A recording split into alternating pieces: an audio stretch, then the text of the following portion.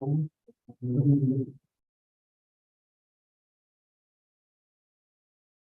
Judge, there's still going to be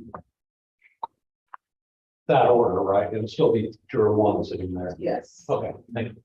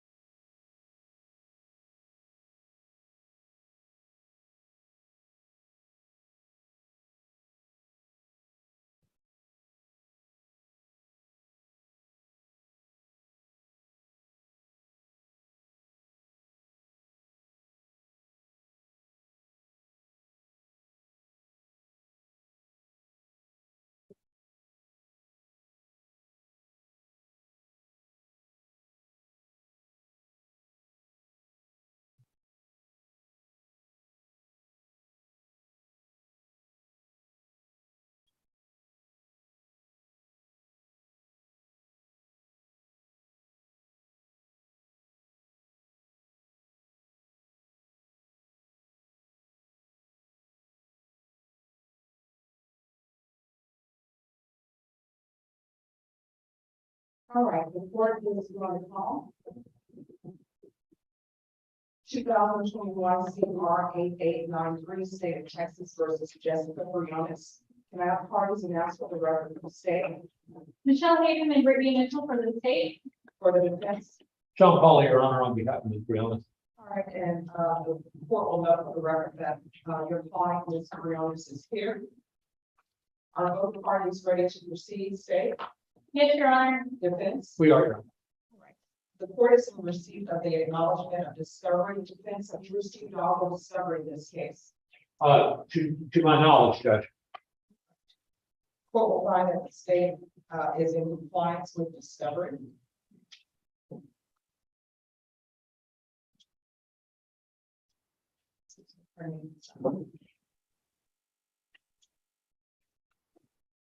All right, so the deputies are checking to see if we have all the jurors here, and they will go on the record with regards to any jurors who are not present.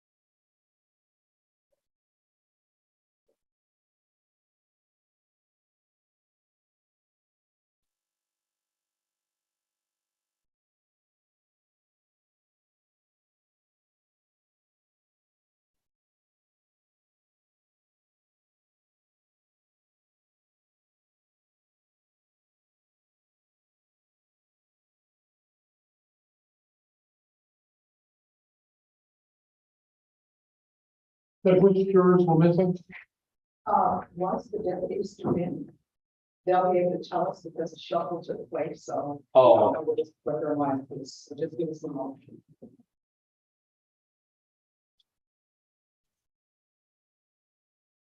but the shuffle, this is the order that they'll be in, correct? Yes. Okay, thank you.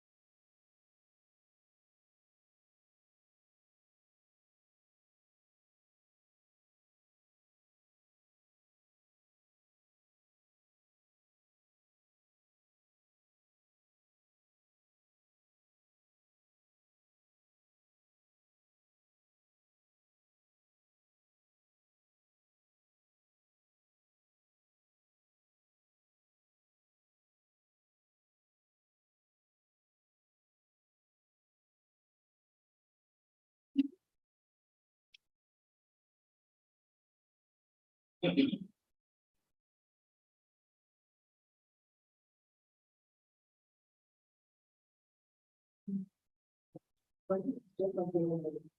courtroom. That's an example would be when there's road reporters, Oh, gosh, yes, roving is bad. but we don't have. It's pretty long. A little bit, yeah.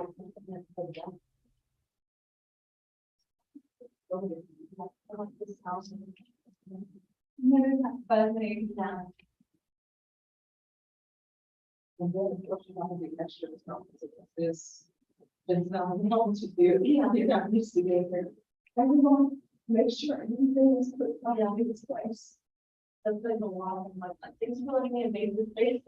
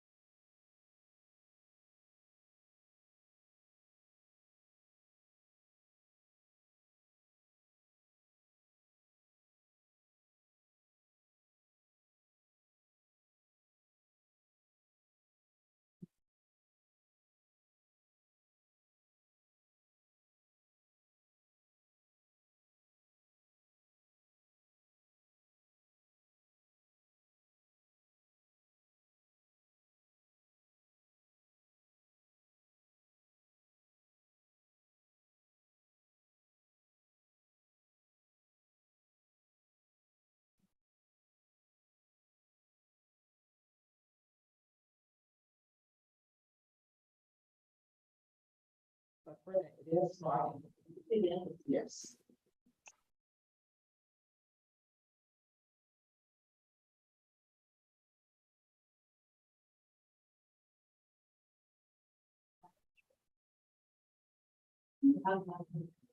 A lot of stuff, and then. Oh, my gosh, yes. I will be, and probably 5. And I'm probably not gonna be home till 11:30 p.m. So, yes. A lot of work. Yes.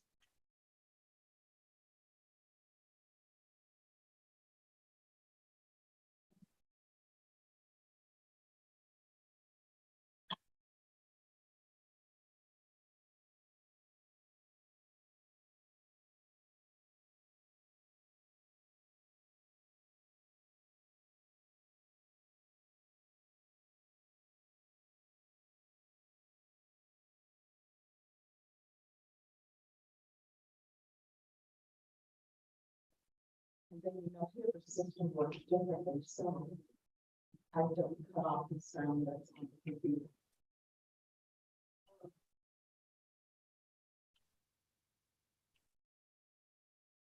We want to. Also here. I know the mouse is fine. So I think all of the audio is working. The Sean was kind of, the audio is delayed and like, can't hardly hear it. So how's the audio now? Because I'm being told it's the audio is muffled, so I don't want there to be a problem with jurors hearing. Want to do my thing?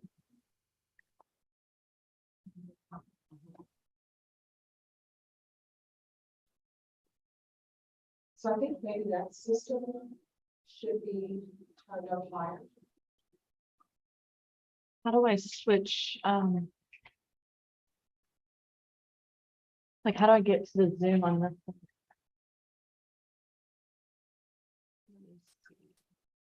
Oh, just minimize.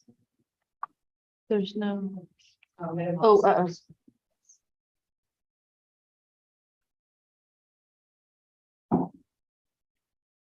oh, Michelle, I'm gonna end your slideshow for a minute. That's fine.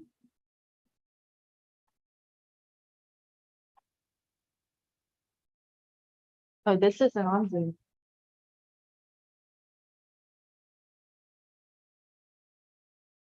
It is not. No. Did someone come in and change it because we set it up? It was on Zoom when I set that up, right? Wait, hold on. I put the video, How do you, in the corner, so I know it was definitely on. So that's our problem. it's showing me.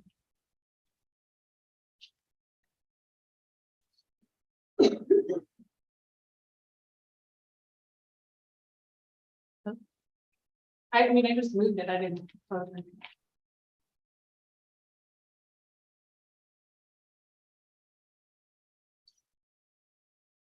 And what is the volume over there?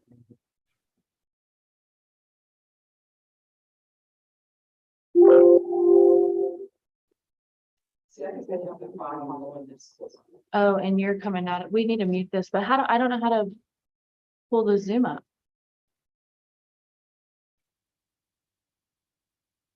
It shows that you're actually in Zoom. But can you see it? Yes. Oh, sign in. And then do it for us. Do you know where? Yes.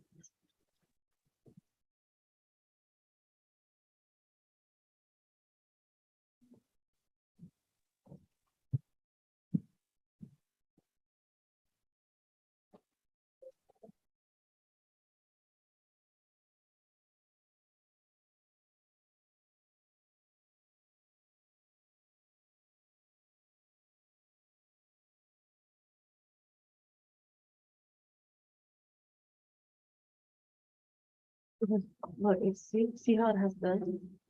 Like we're already in there, but it's not showing the.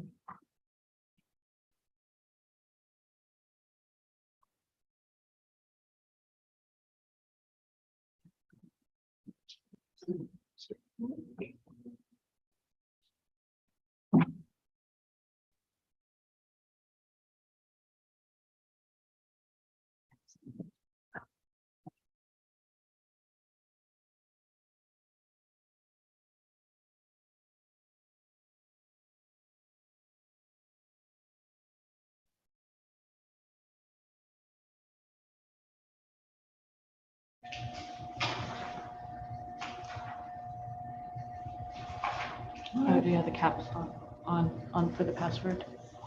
Oh. Yeah. Oh.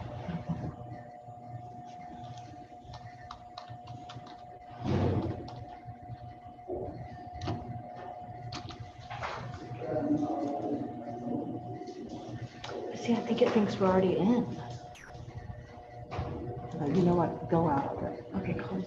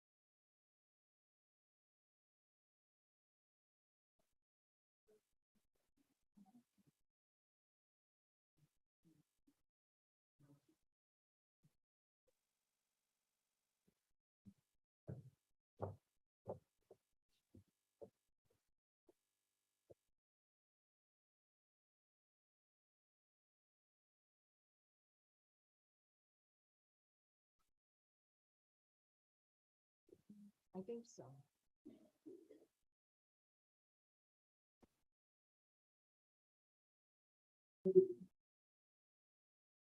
All right, so how's the sound now?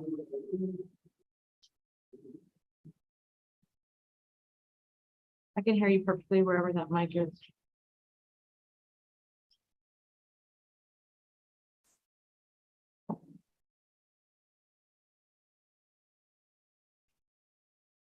Hey, can you hear us now? Testing, 1, 2, 3.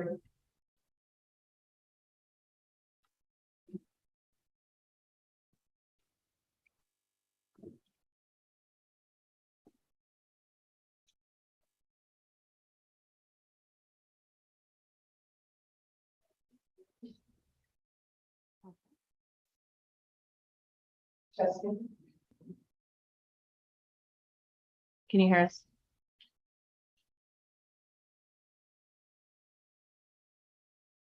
and definitely which juror is missing? Okay, let me see.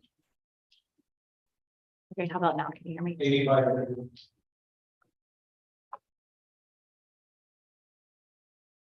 Test.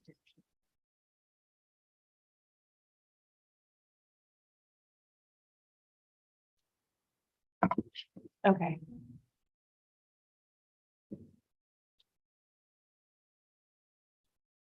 Okay, then you should hear me next.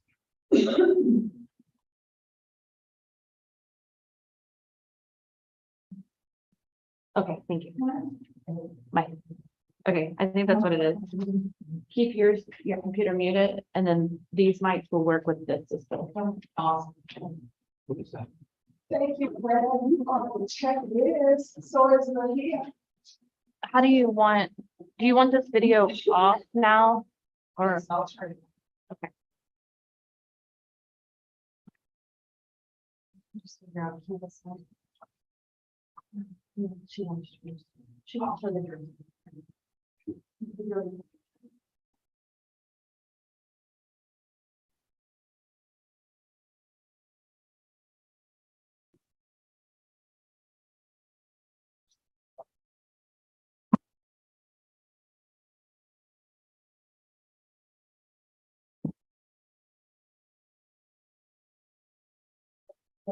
Maybe, can you see it? Yes. Well, maybe, I mean, no. Yes. it'll just be hard to see from, Or maybe I can. Yeah. We're gonna do triple duty running. You saw awesome. Maybe I can do that. All right, so we are on the record in 2021 TR 8893, State versus Jessica Briones. Deputy, we let the court know which juror is missing Juror number 85. and who is the other juror that was having issues. Juror number 30. Oh, so, to the state and the bench, we had spoken about, juror number 30, previously juror number 60. Is there any objections from the state or the defense to releasing juror number, 30? No objection from the state. Is it 3-0, Judge? Yes, No objection, Judge. and that juror, that will be an agreed excuse. And then juror number 85 is not outside. Any objections to releasing juror number, 85 to the and No. if 85 shows up later, then, we can address that if 85 shows. Any objections, state, No, Your Honor. defense? Just 1 second, Judge. I don't think I'm gonna have an objection. No objection. All right. Then, objection, we're ready to bring the jurors in. If everyone please rise.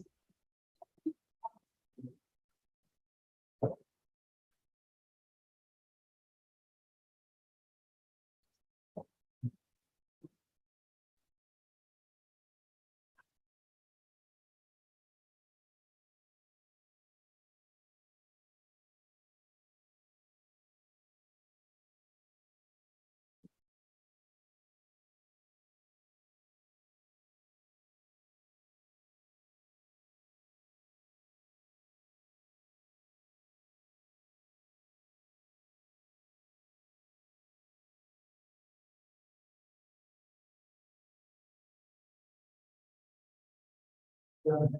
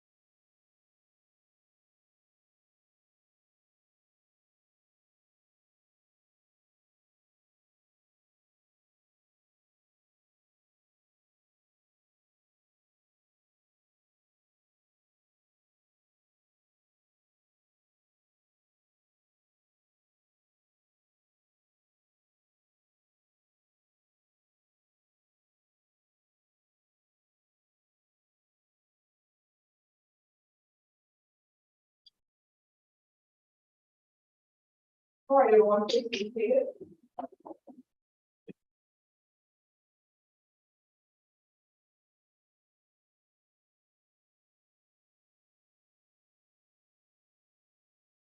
Good morning. Okay, so it's Friday. It's the beginning of the day, so I know we can have a better good morning than that. Good morning, everyone. Oh, I'm sorry.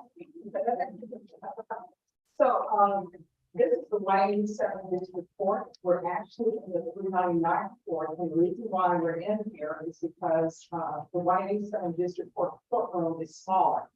So the judge of this court, Judge Frank Castro, allowed me to use his courtroom.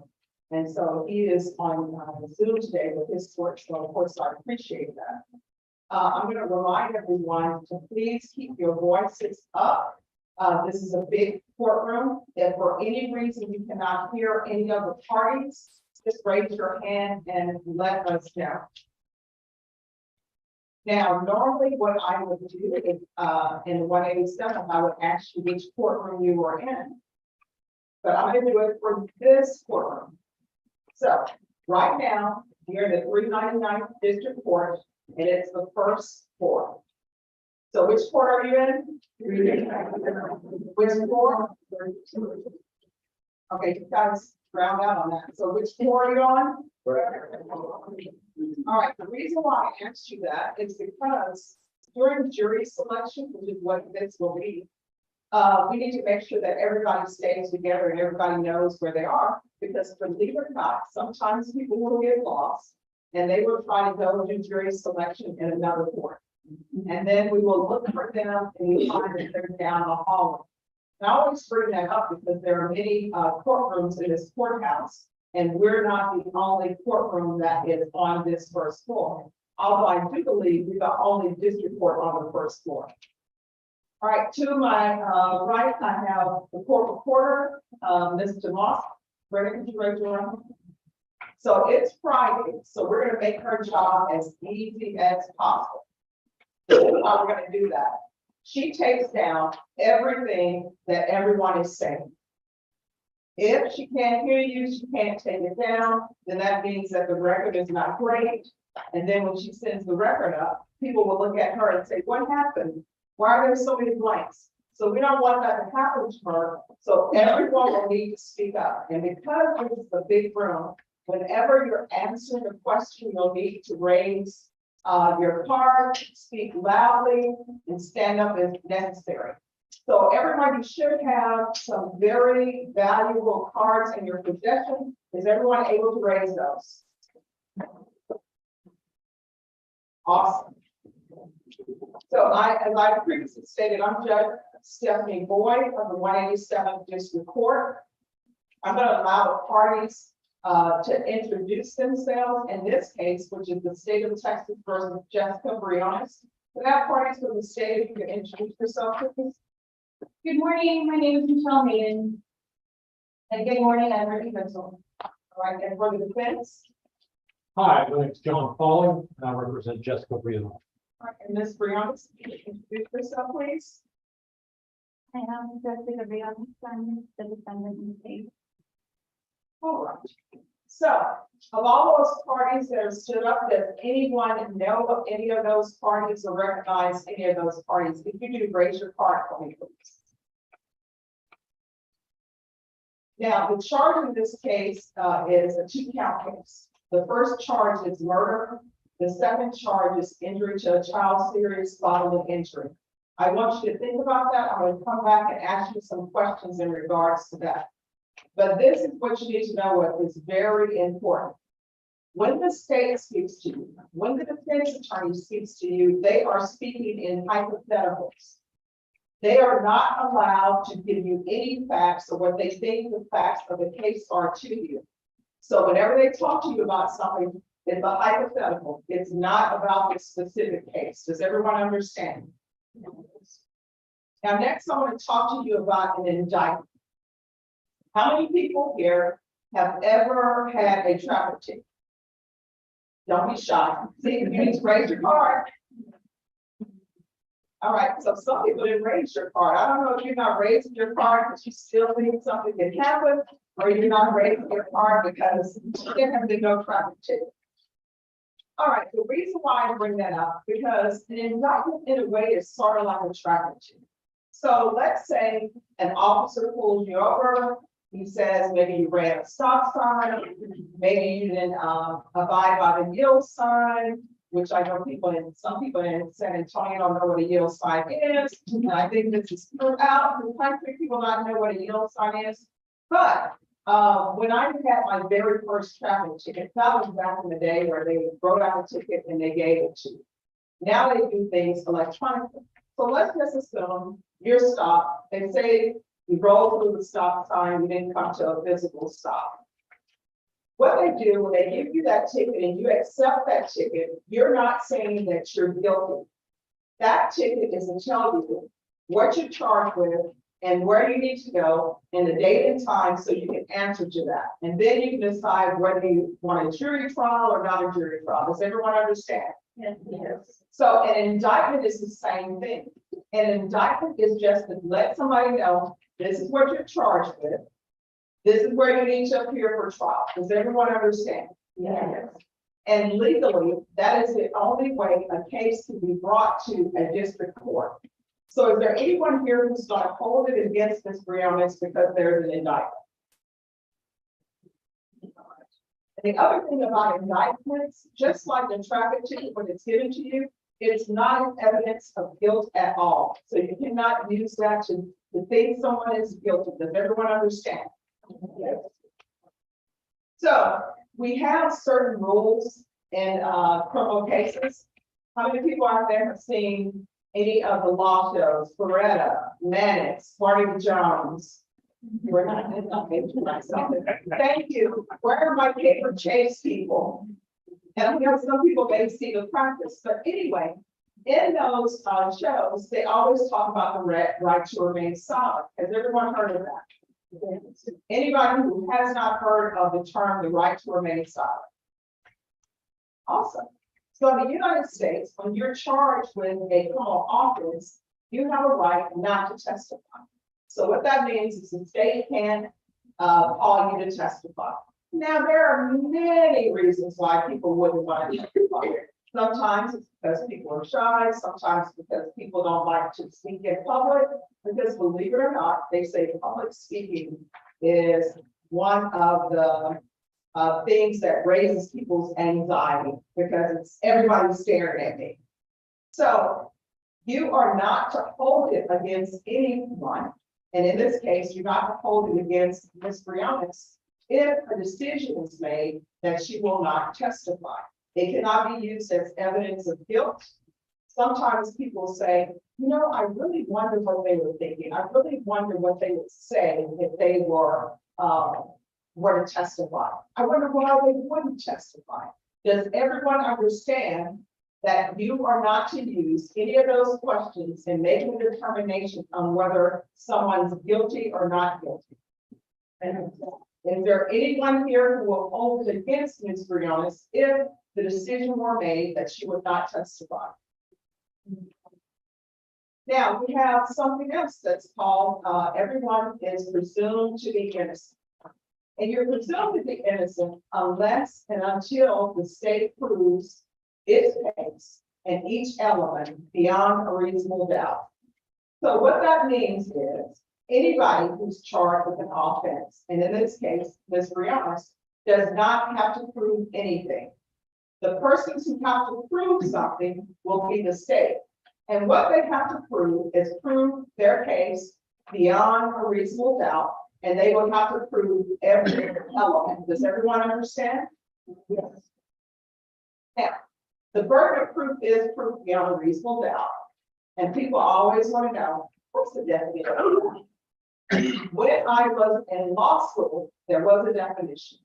And you didn't feel that you had learned anything unless you knew that definition backwards and forwards. I learned it. I knew it backwards and forward. Would say it to my mom. Everybody was so proud. My first jury trial that I ever had as a defense attorney, I used that definition. And my heart was racing. I'm like, oh, I got it right down to the comma and the period. Then my second jury trial, and thereafter, guess what? There is no longer a definition for proof beyond a reasonable doubt. So how I would explain it to jurors as the prosecutor and the defense attorney is this way, by telling you what it is not. So on the civil side, they have different burdens of proof. One is preponderance of the evidence, sort of like more likely than not that someone did. That is not the burden in this court. You cannot use that as a burden in this court. Does everyone understand? The other burden is one that's called clear and convincing evidence. Clear and convincing evidence is the burden that's used when the state or the government says you should not be a parent anymore to a specific child. And so they terminate your parental rights. And so that's the burden, clear and convincing evidence to take away your right to parent your child. Now, the highest burden in our criminal justice system is proof beyond a reasonable doubt. So clear and convincing evidence is a high burden, but proof beyond a reasonable doubt is even higher. Does everyone understand? Yeah. Now, there are two phases to a jury trial. Phase one is when a jury determines whether someone's guilty or not guilty. That's phase one. Phase two, if it comes to that, is after someone is found guilty, then a jury will make a decision on what type of punishment that person should have. In Texas, it's required that a defendant make an election of punishment. Either they can come to the court for punishment, or either they can come to the jury for punishment. It's required. The fact that someone has made an election, whether they go into the jury or to the court for punishment, should not be considered as evidence of guilt. Legally, they must make a decision. It's not them saying, oh, yes, I'm guilty, so let me go to the jury for punishment. Or, oh, yes, I'm guilty, so let me go to the court for punishment. They must make an election. Does everyone understand? And you cannot hold the fact against them that they made election and say, well, maybe they're guilty because they made an election for punishment. It's just required. Does everyone understand? So in this case, Ms. Briones has decided that if she were to be found guilty, that a jury would give punishment. Is there anyone who has an issue with that? No. Is there anyone sitting here who could not give punishment? Now, the range of punishment in this case. For a murder case, the range of punishment is anywhere from 5 to 99 years for life in prison and up to a $10,000 fine. As you can tell, that's a wide range of punishment. And when I say 5 to 99 years for life in prison, that means 5, 6, 7, 8, 9, all the way up to 99 years, all the way up to life. Now, with regards to count 2, injury to a child, SBI, serious bodily injury, the range of punishment for that case, it's still a first-degree felony, 5 to 99 years of life, plus also the possibility of probation. So for count 2, the range of punishment is probation all the way up to life in prison. Does everyone understand the ranges of punishment? Now, I want to talk to you about the ranges of punishment. So in order to be seated on a jury, you need to be able to consider the full range of punishment. Now, as you can tell, in each one of those counts, the range of punishment is a wide range. Would everyone agree with that?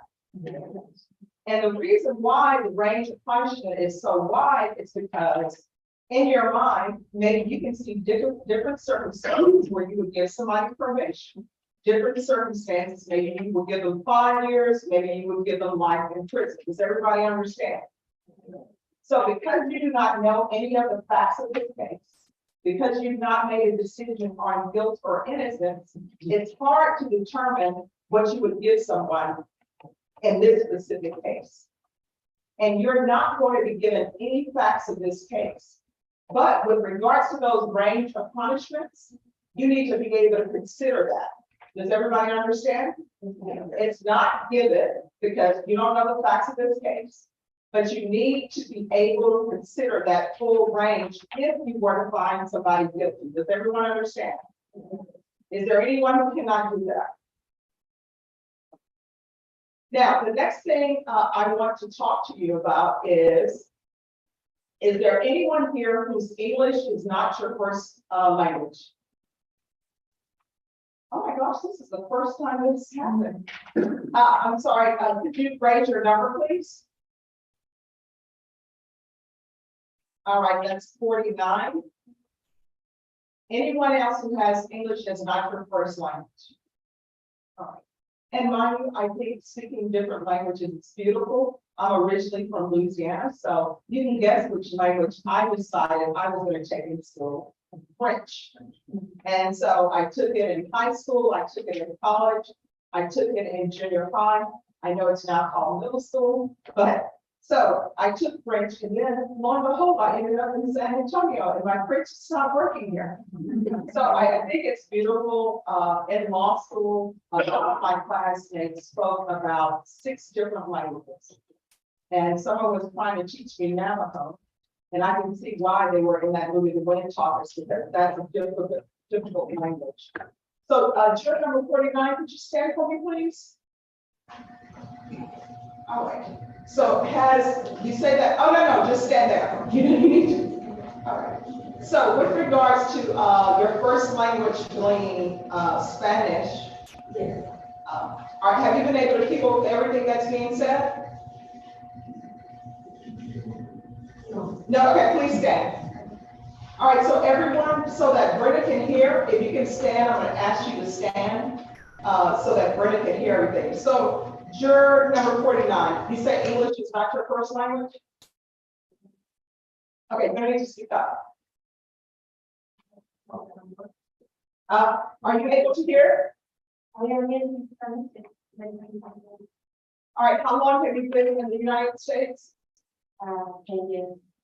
All right, did you go to school here? And here, only 6 months. 6 months. All right, thank you.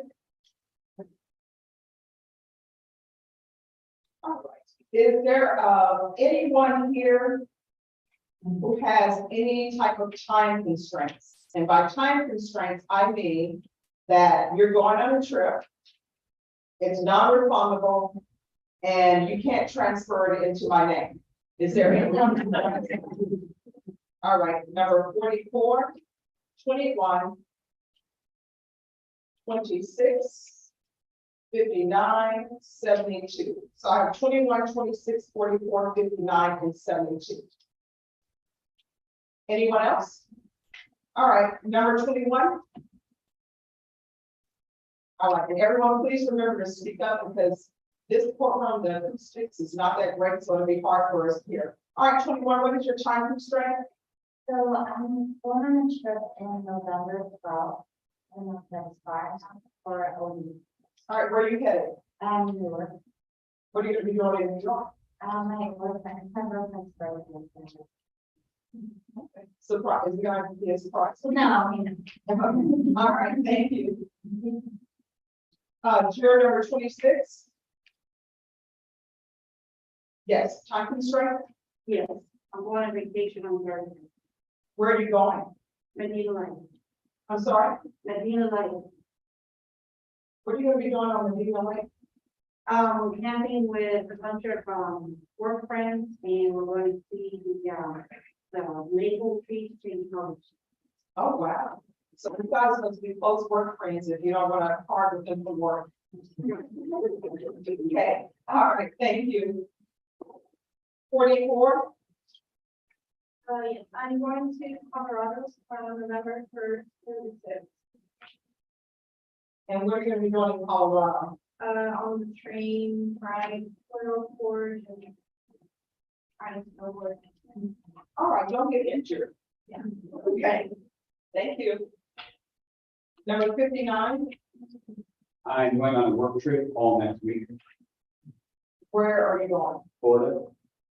Okay, is that really a work trip? Yeah, it's to Melbourne, Florida. It's not even a good one. All right, what dates are you going to be there? Monday through Friday.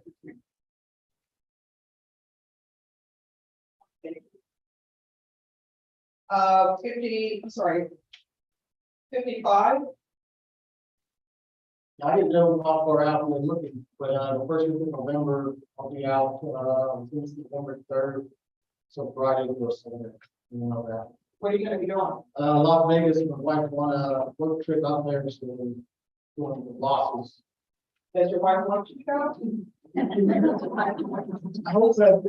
All right, thank you. Number 60. I'm going to Louisiana family. Which part of Louisiana? Exactly where it is. Oh, come on. My mom say you don't know where you're going.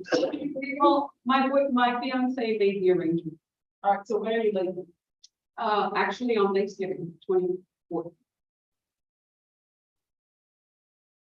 You know, I always tell everybody, if you go to Louisiana, the most inexpensive HFA, which is very good, is from Popeyes. We don't find it outside of Louisiana. Number 61, Going to Vegas for the BDR finals and my husband said his birthday. okay, and what day November 2nd to November 9th. of November when? 2nd to the 9th. What is your, husband's birthday? October 9th. Okay, all right, thank you. 62, I'm scheduled for Q1 next week, it's the tickets I can cancel them if I have to. all right, what day next week? I leave on the 11th, come back on the night of the 13th. And that's October? All right, thank you. Number 58, Leaving the country October 24th, where are you going? to Djibouti, Africa, And why are you going? for working. For contracts for the U.S. Army. All right, this trip is better than Florida. I'm sorry. So how long are you gonna be gone? For 90 days now. 90 days. 90. Yes, ma'am. All right. And you leave October 24th? Yes, ma'am. All right, thank you. Number 72, It's more medical than the vacation time, okay, but, my husband is on the kidney transplant list. okay. October 12th, they'll be telling us, when surgery or is coming up. All right, thank you. We'll send out, prayers and best of luck, okay? Thank you. Number 78. Okay, she yes. So mom's pending bypass surgery. I'm heading over there on November 10th. All right, where's your mom? She's in New Mexico. All right, we'll send prayers and best wishes. Thank you. Number 36. Be on active duty orders, 24 October through 15 December. Not sure when, but I'm supposed to be heading to Provo Field, Florida. Not mailbox. No, we're not. Thank you Thankfully. so much. Thank you for your service. Number 39. I know, and my daughter's graduating in Colorado, will be at, by May. Oh, congratulations. Is she graduating from college? Yeah, getting her bachelor's. All right, we know that. Still need to let children come stay with you after that. All right, thank you. 37. Going to Florida, And why are you going to Florida? celebrating my daughter's 18th birthday. Oh, wow. Which part of Florida? We're going to Clearwater and Tampa. All right, it's not mailable. 17. So far out, since I'm leaving the end of December. Yeah, you're good. All right, thank you. Number 2. I have a funeral on a Monday, And what time? at 11:30. All right, thank you. Sorry for your loss. Number 9. Oh, this, I don't know, this order, I have some bipolar and actually, so I'm going to say it was a negative. Oh. Everyone, just wrongly. All right, thank you so much. I'm sorry. No. Thank you for letting us know. I appreciate that. Number 43. Yes, ma'am. My wife is down 24th to 27th of October. We have a 2.5-year-old. After we're allowed to go home and back. So, be careful. Come on. And do you have someone looking after the 2-year-old? She goes to daycare during the day. I take her in the morning and pick her up in the afternoon. All right, what is the schedule? Okay, she goes in at 8 and I pick her up at 4:30. And your 2-year-old can't drive.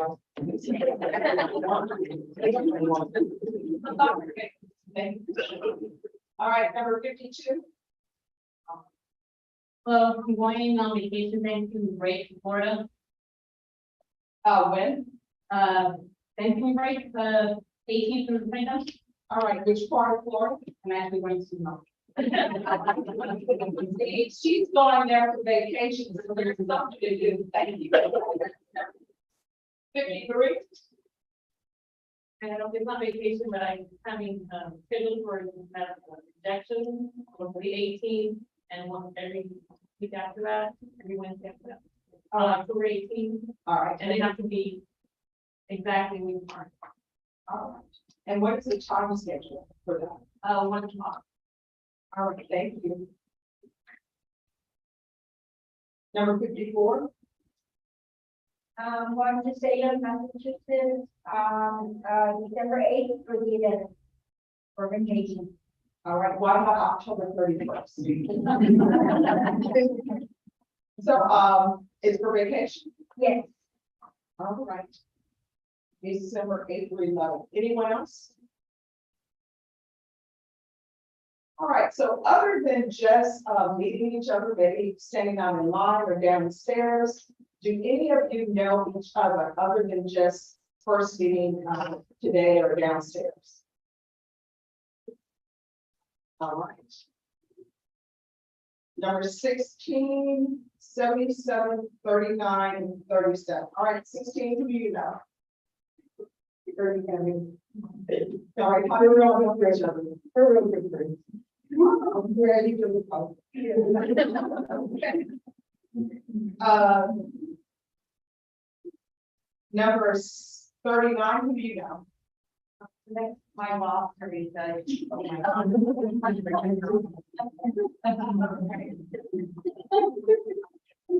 See, it would have been strange if somebody raised their hand and nobody else responded. So, you all know each other. We usually have people who know each other. One time we had the wife and the ex-wife. Oh, they were fine with it. Everybody was happy with where they were. All right.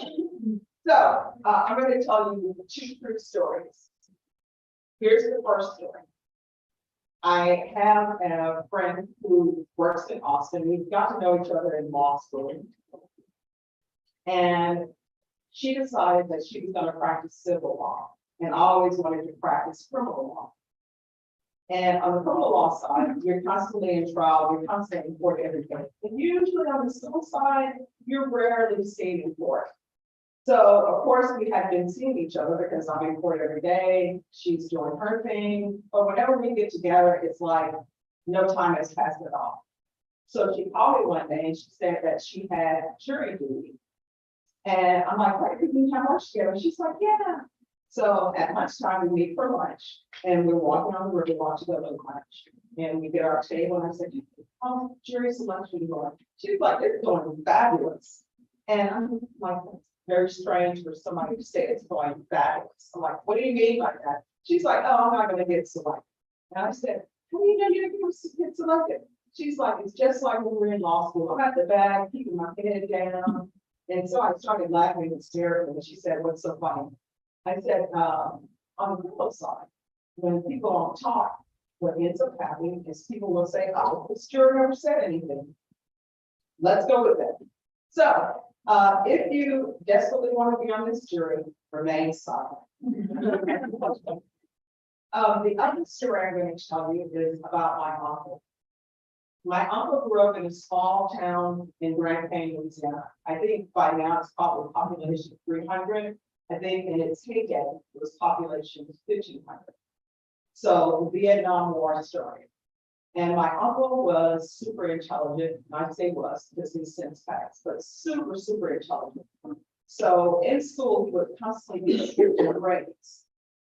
And when the Vietnam War started, they were dropping all the boys from Grand Canyon, Louisiana. So he's like, I'm not gonna wait for the ground. I'm just gonna do it because I'm not getting caught. I'm not gonna be a sharecropper. I'm not going to do that. So my grandmother actually had to sign for him to go fight in the Vietnam War. So you know that means he was underage that she had to sign for him. And I bring that story up because I know that coming downtown for jury selection, finding parking space, paying for parking space, even though they validate parking, that it's an inconvenience. And I think we can all agree it's an inconvenience. And sometimes people are like, I got a jury duty. I can't believe I got a jury duty. But in order for us to have jury trials, we need jurors. That's the key thing about it. And when you think about it, our country doesn't ask that much for us. And somebody said, oh yeah, people got taxes. Yeah, they do ask you to pay taxes. But you don't get drafted anymore. If you decide to sign up for the military, you volunteer. So the only thing your country really asks of you, one of the major things they ask of you is to serve on a jury. And I will tell you, I've never had a jury trial as a defense attorney or prosecutor as a judge, where jurors have later told me, I really enjoyed this experience. I've learned something about our criminal justice system. And I'm telling you, both the state and the defense, they're each looking for fair jurors because everyone wants people to have a fair trial. So I say that, and I'm going to turn it over to the state. The state is going to speak to you for about an hour. And then we're going to take a short break. And then the defense will have a chance to speak with you. If at any time someone needs a break, just raise your card and I'll see it, or Brenda will see it. Okay? All right, state, are you ready to proceed? Jen, maybe you heard about one issue real quick? Yes.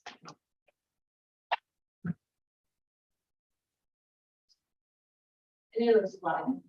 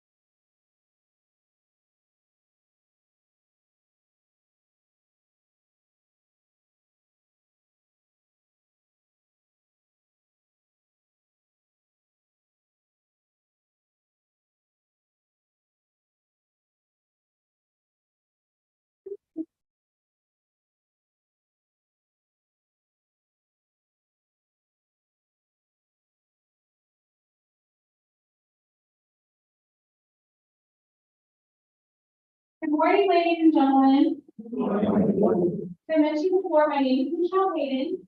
I've been with the VA's office for about 13 years. My partner Brittany's been with the office 11 years. As is written in the Code of Criminal Procedure, the primary duty of prosecutors is to seek justice. So that's what we try to do, and that's why we're here. So as the judge mentioned in her voir dire, the purpose of voir dire is to find out what you guys honestly think and just find 12 jurors that can be fair at both sides. They can listen to the evidence that you hear only in the case in courtroom and judge the case based on what you hear here today. We cannot get into any facts. If you are asked to be on the jury, we will ask you to render a judgment, but right now it's a judgment free zone. So please feel free to be honest and share your feelings. Okay. I have this slide up here because, you know, when I talk to my friends about what I do when I say I'm a prosecutor, they tend to think of law and order. How many of you guys think our jobs are actually like that? Yeah, exactly. Our jobs are a bit more like this. We're juggling a number of cases. Sometimes you may see us on our phones or on our laptops trying to coordinate witnesses, trying to get evidence ready. So if you do see that in this case, if you are selected to be in the jury, please don't think that we're Facebooking or messaging people. I can assure you we're working on this trial. Okay. So let's talk about being a fair and impartial juror. Can anyone tell me who that is?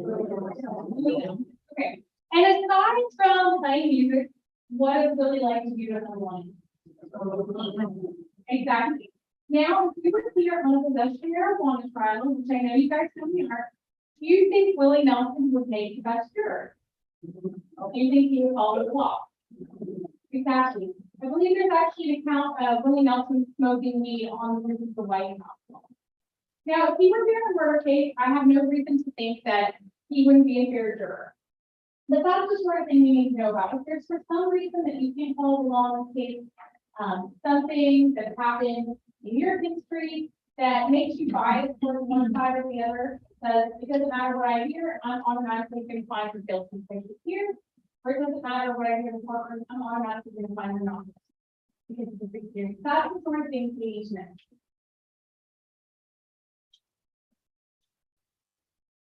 So again, if you can follow the law the judge gives you, and I'm going to go over some law here in a little bit, and it's complicated, so please don't feel like you've got to memorize all of it now. If you're selected to be on the jury, you'll get a copy of the law and the charge.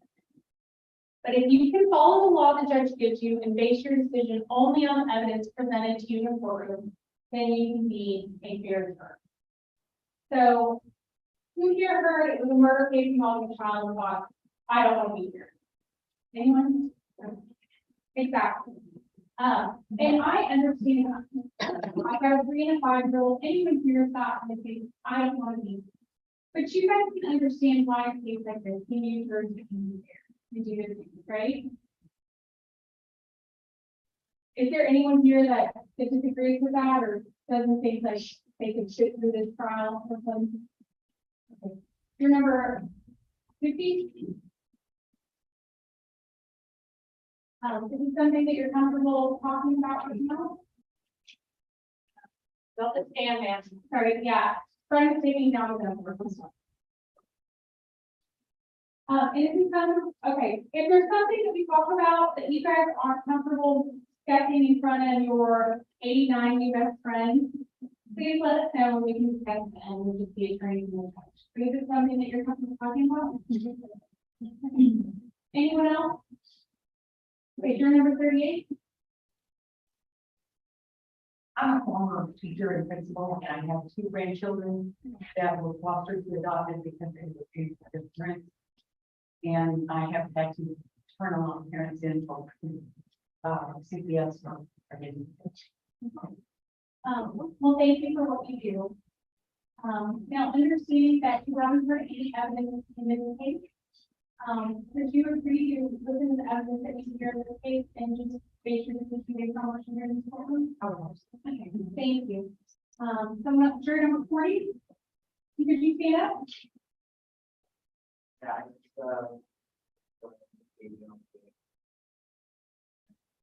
You'll have to speak up, sir. Sorry, yeah,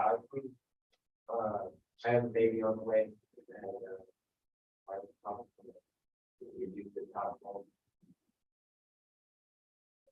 I can't hear you. Sorry, I was just saying it may be a little uncomfortable because I have a baby on the way. Okay, and I understand this topic is not comfortable.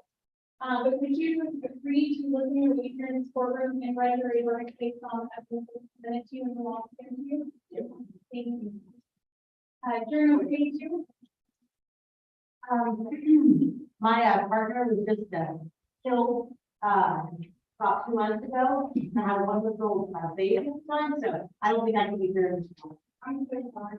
What was your number, please? 82. Thank you.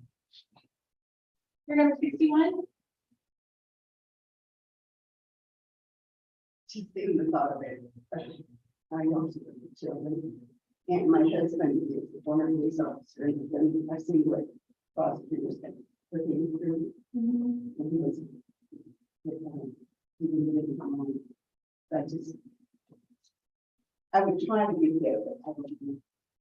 So you, just to clarify, you said what prosecutors should be through, Yeah, because he was the police officer and the, not the prosecutors, the defense attorney. They put him through, and the lies they said about him. But you feel like you would try to be. I would try, it would be really hard, and especially since you're children. Yeah. Juror number 64? I worked at a nonprofit agency that works with children who were abused, neglected, runaways, throwaways for 32 years, and I have worked with 37. So my life's work was protecting kids who had been abused, and so I'm not sure how that would. Okay. And thank you for sharing. All we're asking you guys to do, I know this is a hard topic. I understand. You know, completely. Like I said, I've got a 3 and 5-year-old. We just ask that you make your decision based on what you hear in the courtroom. So is there anyone here that doesn't feel like they could do that? That they're automatically, because of their life experience, going to say guilty or not guilty? Sure, 72? Okay. And you said you're automatically going to say, I'm sorry, if you all can stand when you speak, you'll need to stand so Brenna can hear. And if everyone would please not block her view from Brenna, so Brenna can take down what's being said.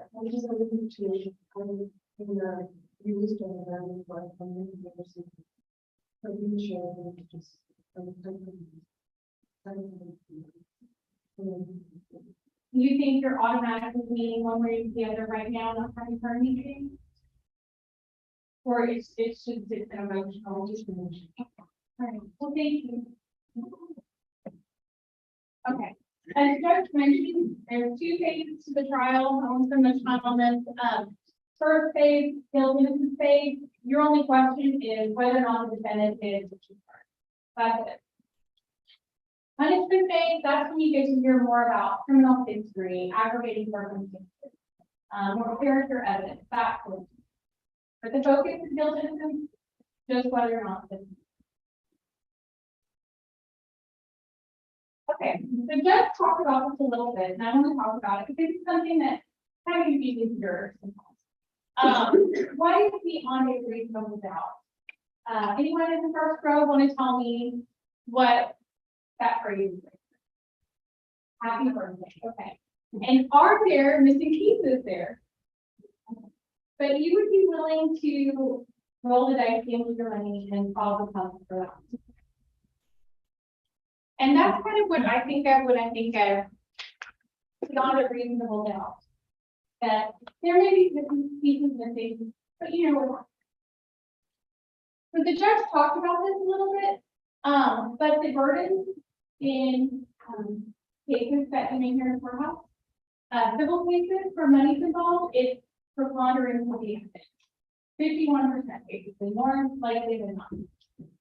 Beyond that, when it's a situation where kids are being removed for their safety, they're in convicting evidence. And somewhere beyond that is beyond a reasonable doubt, burden in criminal cases. Now, whether it's just a little bit beyond that or far beyond that, that's pretty easy to decide. Okay, so I can tell you what beyond a reasonable doubt is not. It's not 100%. It's not beyond all doubt. It's not beyond a shadow of doubt. Possible does not always mean reasonable. Does that make sense?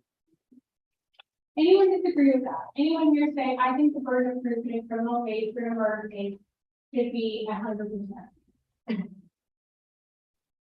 Anyone? What would have to happen for you to know something 100%? Yeah, sure, number 8, you have to be there. And if you were there, would you be able to put on a jury in any second? Okay, so here's another example I like to use. Anyone here have dogs? Has anyone come home to this situation before? Your number 7, can you tell me about that? Yeah, I had pillows over the place, I had toys over the place, I had things going through the brand new too. Okay. And when you walked in, did you know who did that? Yeah. Did you have a camera? Did you have an eyewitness to tell you what happened? No, you knew. I had the eyes. We didn't. Yeah.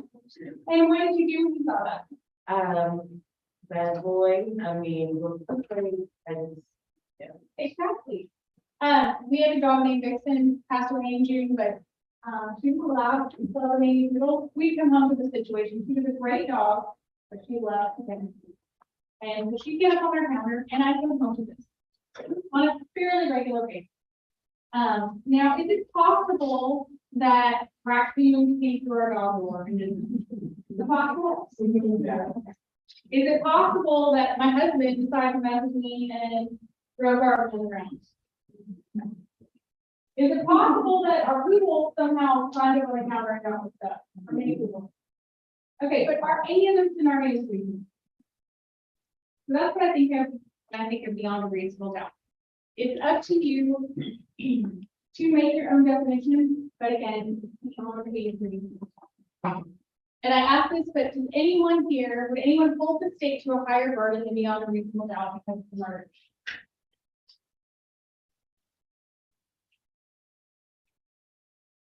All right, felony murder of a child. That's count 1 in the indictment. Here's what I was demonstrating. So someone tell me an example of what they think of when they think of murder. Juror number 1. Like, what do you think of just when you think of murder? Or like, what do you think of something? Give me. Okay, someone strangled. Someone choking someone or strangling them. Okay, what are they trying to do in that situation? Like, what is the purpose of someone trying to do? So there's 3 different ways that you can commit murder. And juror number 1 mentioned probably the first definition. Or even the second definition. Intentionally or knowingly causing the death. So if you strangle someone, you're trying to kill them, that might be the first definition, right? Second definition, intending to cause serious bodily injury and committing an act clearly dangerous to human life that causes the death of an individual. So let's say you get in a fight with somebody and you shoot them in the leg and they end up severing an artery and they lose that. You think someone being shot in the leg, the person's necessarily trying to kill them? But are they trying to seriously injure them? And is that an act clearly dangerous to human life? Third definition of murder, a person commits or attempts to commit a felony other than manslaughter, and in the course of and in furtherance of the commission or attempt, or in immediate flight from the commission or attempt, he commits or attempts to commit an act clearly dangerous to human life, and that causes the death of an individual. So felony murder is not necessarily an intentional murder.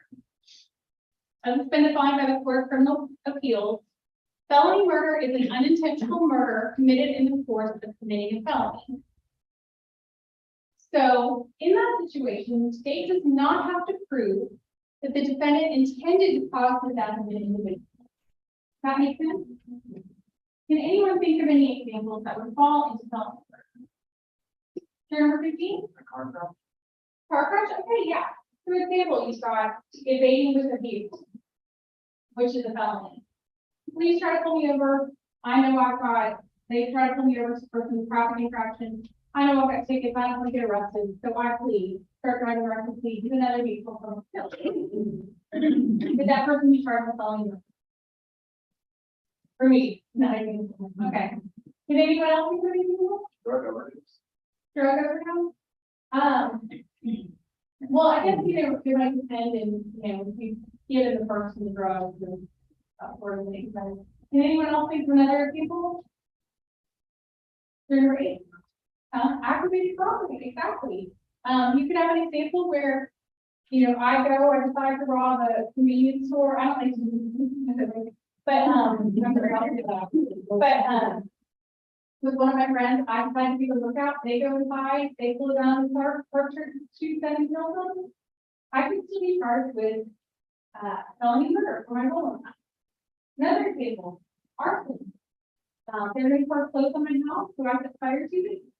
My neighbor's house catches fire, and some guys with smoke inhalation. In any of those situations, with anyone trying to kill them, but we're at dangerous human life here. in the course of felony. Okay, so does anyone have any questions about felony murder? Okay. So, again, we don't have a ton of time to talk to you guys, it probably feels like a lot, but sometimes we have to scale the questions to get an idea of where you fall. So what I'm gonna do, can everybody see that right now? No?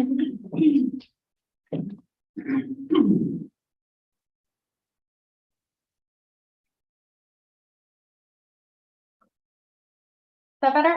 Okay.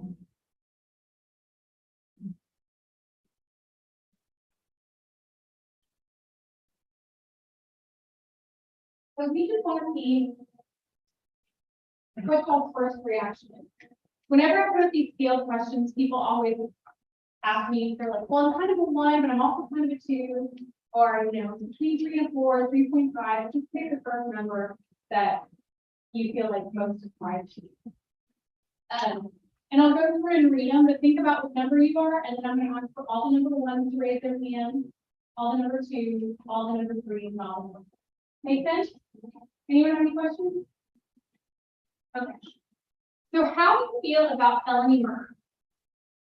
Number 1, not a fan. I don't think it is a law we should have in Texas. Number 2, it is okay. I can follow the law, but it makes me somewhat uneasy. Number 3, I agree with it and can follow the law. Or number 4, I strongly support it and I'm glad it's the law. So who here would say that they're a number 1? Anybody? Who here feels like they're a number 2? If you're number 5, 6, 18, 20, 26, 32, 38, 55, 56, 59, 63, that's 18, 65, 67, 72, 74, 75. Yeah, once I say your number, you can put your name down. Okay, who here is a number 3?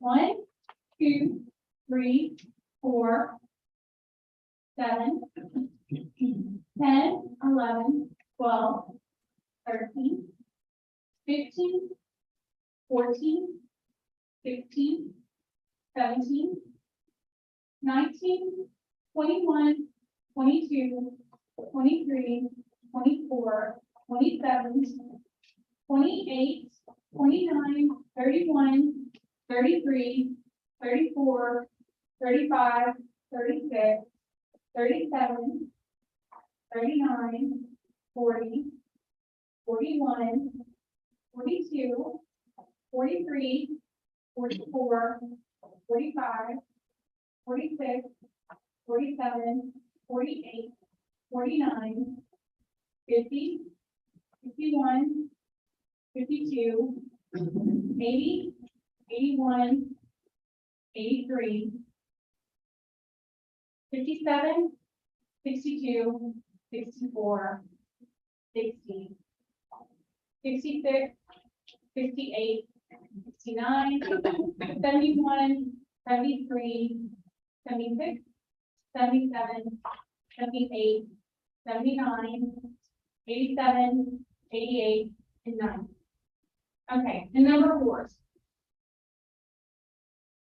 Got 8, 25, 50, 54, 82, 84, and 4. Okay. Did y'all raise your hand on this one?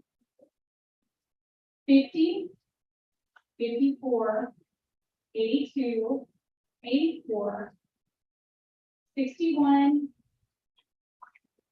70, and 89.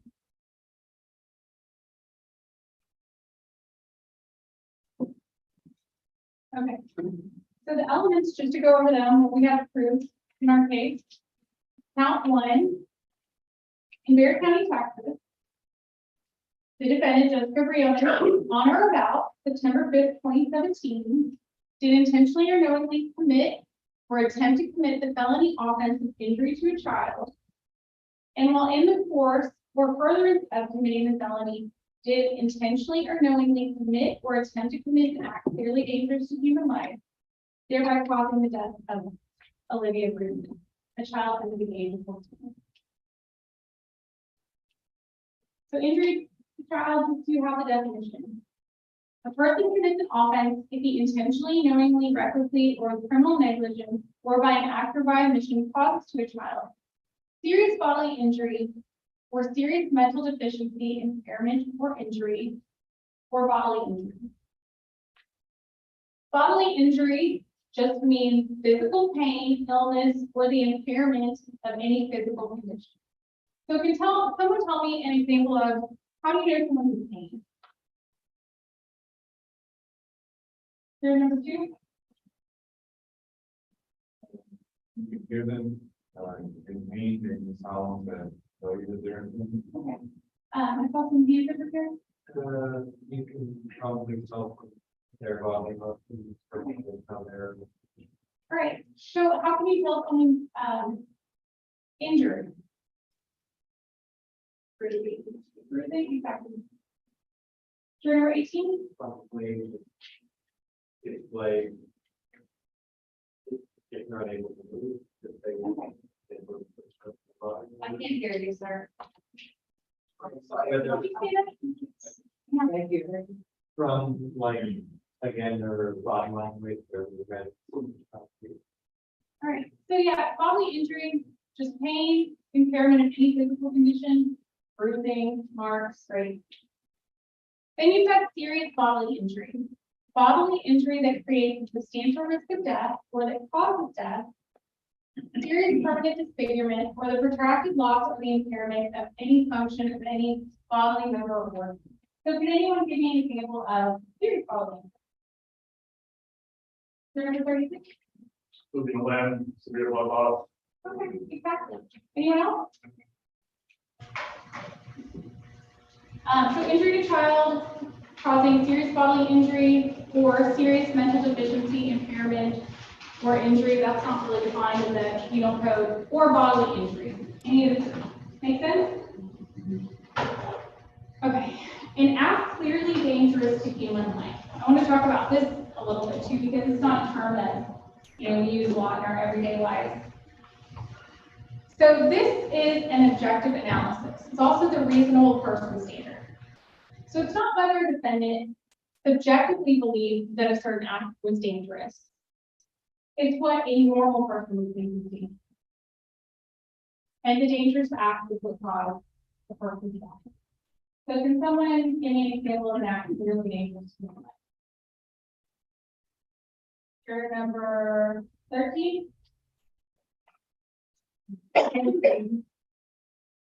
So someone getting shot Okay.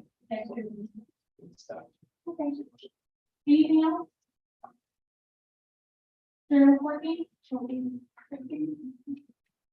What are some other acts that are clearly dangerous to human life, but you may not be trying to? Juror number 50. Like breaking the tree. Juror 25. Reckless driving. Juror driving. Anyone else? For that, drinking and driving. Okay. Anybody else? Juror 36.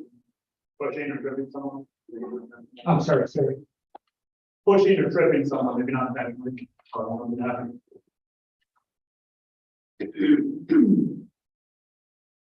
Okay, now 2. Just to go over these elements. Assault intentionally or knowingly causing serious bodily injury to a child. So under count 2, we've got a group. In Bexar County, Texas, the defendant Jessica BRIONES, on or about September 5th, 2017, did intentionally or knowingly cause serious bodily injury to Olivia BRIONES, a child under the age of 14. So with that one, we're talking about a definition of serious bodily injury. First one, we're talking about 3 different definitions. Mental states, just to go over those quickly. A person acts intentionally or with intent with respect to either the nature of their conduct or the result of their conduct, when it's their conscious objective or desire to engage in this conduct or cause the conduct. So there's different ways you can have an intent. Does that make sense? Knowingly. A person acts knowingly or with knowledge with respect to the nature of their conduct or to the circumstances surrounding their conduct when they're aware of the nature of their conduct or that these circumstances exist. A person acts knowingly or with knowledge with respect to the result of their conduct when they're aware that their conduct is reasonably certain to cause the result. So there's different ways you can knowingly. Make sense? How do you think we determine intent? How can you, if someone doesn't tell you what their intent is, how can you determine intent from looking at intent? 36? You don't say you're about to wash your clothes, but you have all your dirty laundry on top of the dryer or the washing machine, and you're all prepped and ready to go. Exactly. Looking at facts and circumstances, right? Anyone else?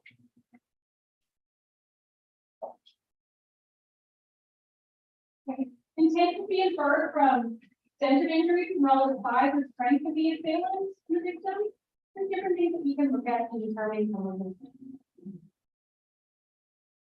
Causation, want to talk briefly about this. Person is criminally responsible if the result would not have occurred but for her conduct operating either alone or concurrently with another cause, unless the concurrent cause was clearly sufficient to produce the result and the conduct of the act was clearly insufficient. So, if the defendant's actions, and this is assuming all the other elements are met, alone are enough to cause the death, what's the answer? And if the defendant acting with another cause causes the death of an individual, again assuming all the other elements are not, what's the result? Now, if another cause alone is what causes death, what's the? Does that make sense? Is anyone confused about that? So you can have someone that's, and they get into certain hypotheticals, someone shot by one person, stabbed by another, they don't know each other, and that's so sufficient. Okay. Manner and means, and I'm going to move away from the definitions here a little. I know it's a lot to cover, and I'm going to be very confused. So does anyone know what manner and means is, basically? Anybody? Well, manner and means is how a death happened. And sometimes we may not know exactly how a death happened, or with what the murder weapon was.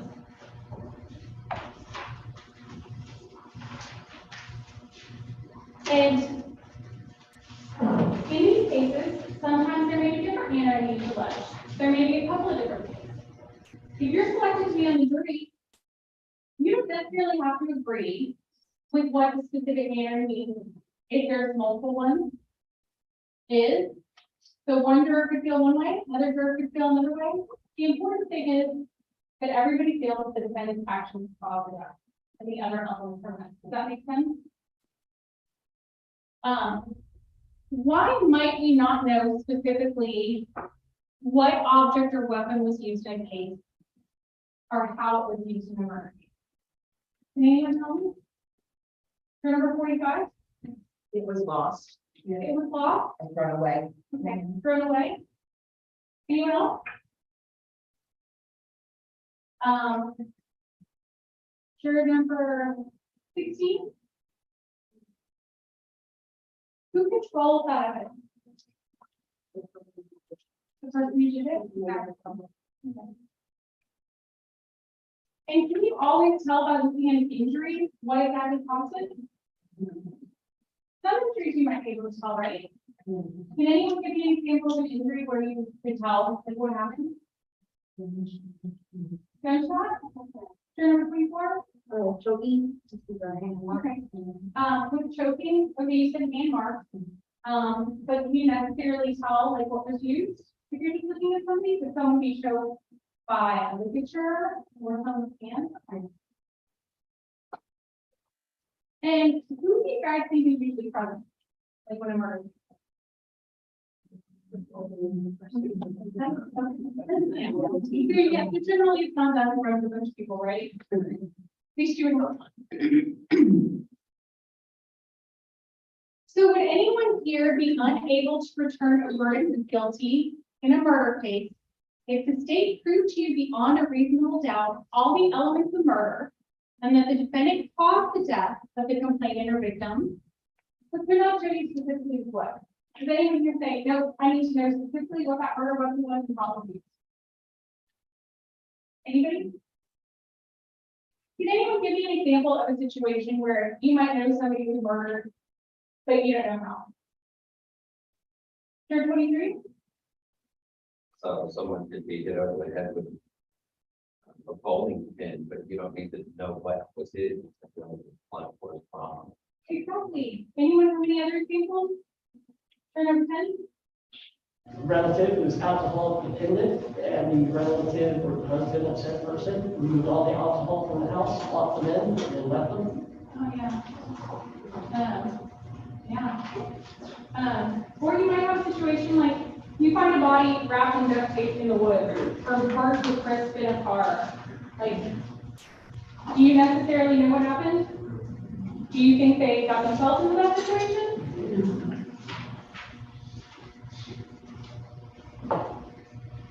On or about, law requires us to allege a date that allows us to put on or about. It just means that we have to prove that the offense happened before the case was indicted and within the statute. What is non-element? We don't have to prove why someone did something, what their motive was. And under felony murder, we don't have to prove that they intended to cause the death. We may never know why a defendant chose to commit a crime. Sometimes the defendant may not even know.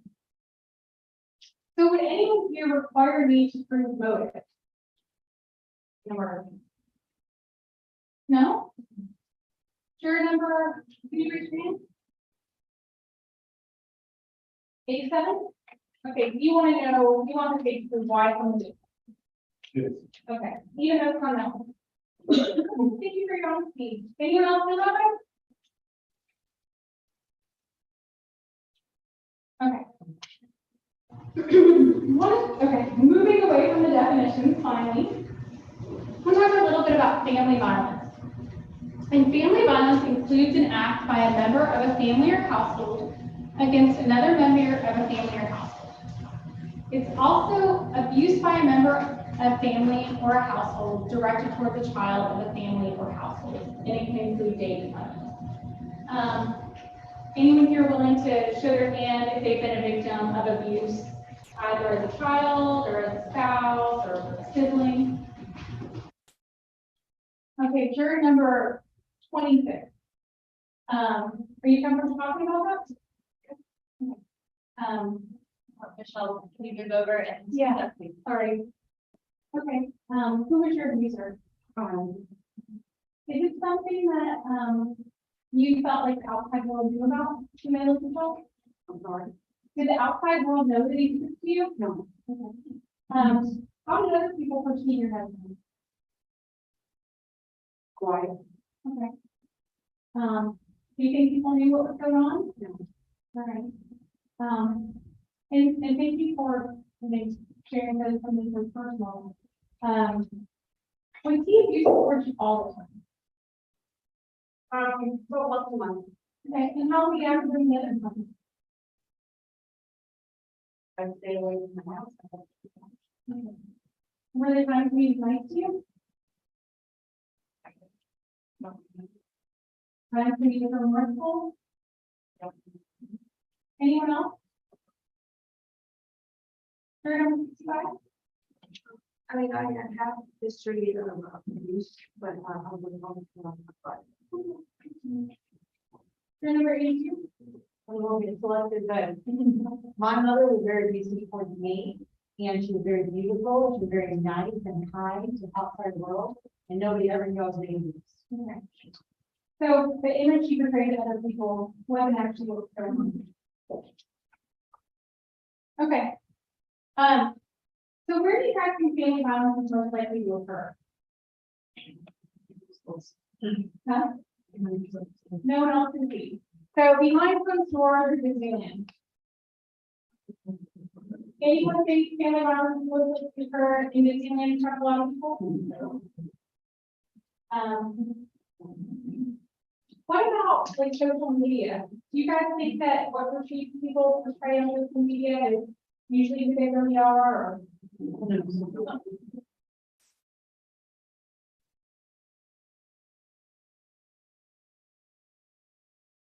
Okay. Want to talk about a little bit about raising children. Do I have any parents in the room? Who here thinks raising kids is an easy job? Anybody?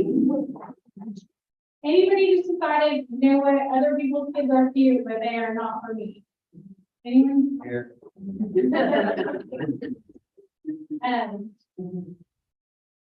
What is hard about parenting?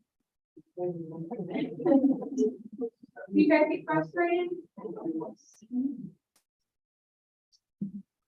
And what do you do when you're frustrated? Huh? Sorry? Sure, I'm 68? Do it myself, because there's no view that we keep on telling them to do. Oh, yeah. We don't, but do it myself. I know, it's like, you tell them over and over to do something, and they ignore you, and then like they bug you 10 times about something. Has anyone ever made a mistake or anyone ever done anything they regret? All right, do you learn from those mistakes? And do you continue to do them over and over?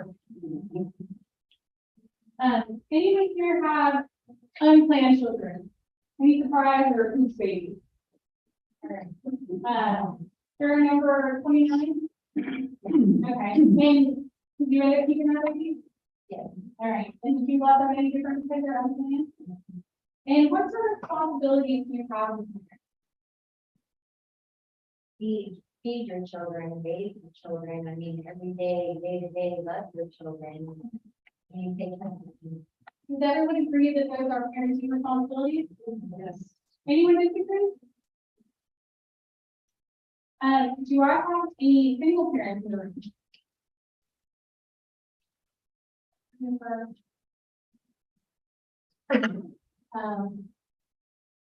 49. Is being a single parent easy?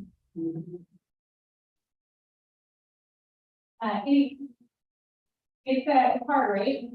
I have all the respect in the world for you guys. My husband's actually a prosecutor too.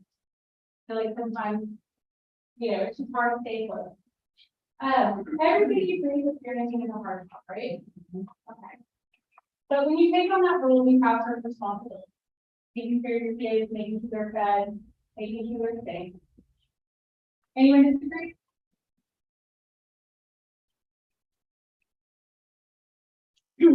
Okay, let's talk a little bit about evidence that you would expect to see in a murder case or in an assault, potentially knowing the causing during causing injury to a person. What type of evidence do you expect? Jury number 68, the living position. Jury number 25, That's not the visits. past doctor. Okay, anyone else? Jury number 37. Okay, exactly. Photograph. What type of evidence would you expect to hear? Like, who would you expect to hear from?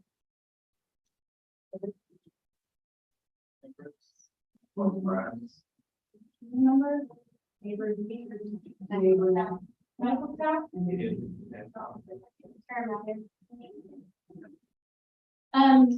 So in evidence, you can have either direct evidence. So again, we talked about this a little bit, like eyewitness or a video, or you can have circumstantial evidence. And that's facts or evidence from which a jury may draw reasonable deductions or inferences and arriving at other facts or conclusions. And the law says circumstantial evidence is as probative as direct evidence in establishing the guilt of an actor, and circumstantial evidence alone can be sufficient to establish. So we talked about this a little bit, but again, why might we not have that direct evidence? Sorry? Anyone? Juror number 20. Why might we not have a record?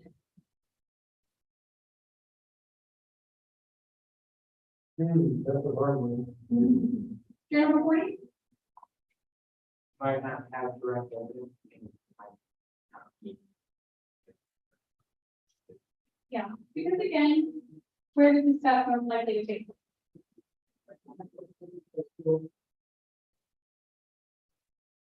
Okay, one thing I just want to keep in mind that goes along with law and order, like we talked about. I grew up mostly watching Law and Order, but then CSI came out. Beware of the CSI effect. Again, much like we don't have the glamour of Law and Order, there's not music playing in the background. We usually don't have one like single strand of hair tying our case together. We don't have those dramatic moments in court. So again, just keep in mind, this is not like the movie or TV. So we talked about it. You might have photographs, you might have physical evidence. If you're selected to be on the jury, you won't get a transcript of everything that's said. You'll have to go based on your memory of what's said. Unless there's a specific, not to get into that. Sometimes you may see a witness refresh their memory of the document, but it doesn't come in because the rule of evidence doesn't allow it. But testimony is a huge piece of evidence. Testimony has to go. So if you're chosen to be on this jury, it's your job to judge the credibility of the people you hear from in the case. And what are some things you look for when you're judging someone's credibility? Juror number 44, body position. Juror number 45. Confidence in which they speak. Anyone else? History of lying. Okay. Credibility. Juror number 18. What's their relationship? Okay. All right.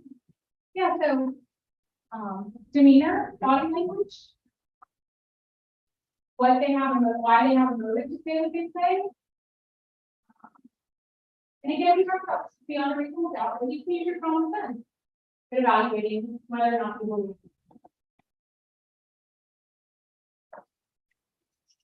So to talk a little bit about defendant's rights, Judge went over this pretty thoroughly, but the Fifth Amendment. Defendant has a right not to testify, and if she doesn't, you can't hold it against her. There is a presumption of innocence. Right now, you guys haven't heard any evidence. So if I ask you right now, I'm not going to hear anything, what your argument will be, we're going to have to. Yeah. But once you are able to sit and hear all the evidence in the case, then you can evaluate whether or not you believe the state has enough felony. Defense has a right to discover all of state's evidence. They have a right to present a defense if they want to. They don't have to, according to the state, but they can do that. And they can also subpoena witnesses. Now to talk briefly about punishment. And the judge went over this. Range of punishment is pretty big. 5 to 99 years of life imprisonment for murder. Anyone hear that and think like 5 years, that sounds awfully low for a murder? Anybody? Okay, juror number 50. Juror number 43. But again, you guys haven't heard any of the evidence yet. So you don't know if you've got a situation where someone just follows someone home and kills them for fun. Or you've got spouses who one of them has a debilitating illness and they watch the other one suffer for years. And out of mercy, they decide to put them or smother them away. They've been asked to by their spouse. So these cases do have an all shapes.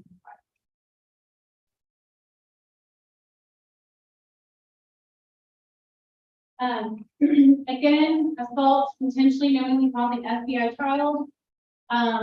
Anyone here about the probation? Like, do they really give probation in things like that? Anyone think that when they heard that? General. Again, you haven't heard any of the evidence. You don't know, and it's not anywhere near this jurisdiction, but I think about, when I think about maybe on the higher end punishment, the kid that was thrown from the balcony at the Mall of America. Minnesota. Did anyone hear about that? Yeah, just bring it in, Minnesota first. Or you could have a situation where you have like a 13-year-old brother and a 16-year-old brother. And they fight, and one day, 18-year-old brother breaks the 13-year-old leg, probably through his falling injury. Now, if they take close. But that's a very different case than the other one from all of America, right? Okay. So, anyone here not able to consider this range of punishment? Not able to consider 5 years in either murder or assault, potentially in common, following in the town. I can't hear you. I don't think I can punish someone. You don't think you can contact, you don't think you can sit in judgment? And is that just like personal, moral? So if you were selected to be on the jury, and the judge gave you the law, and you were heard of conviction of guilty, you don't think you'd be able to put 500? It would be very personal.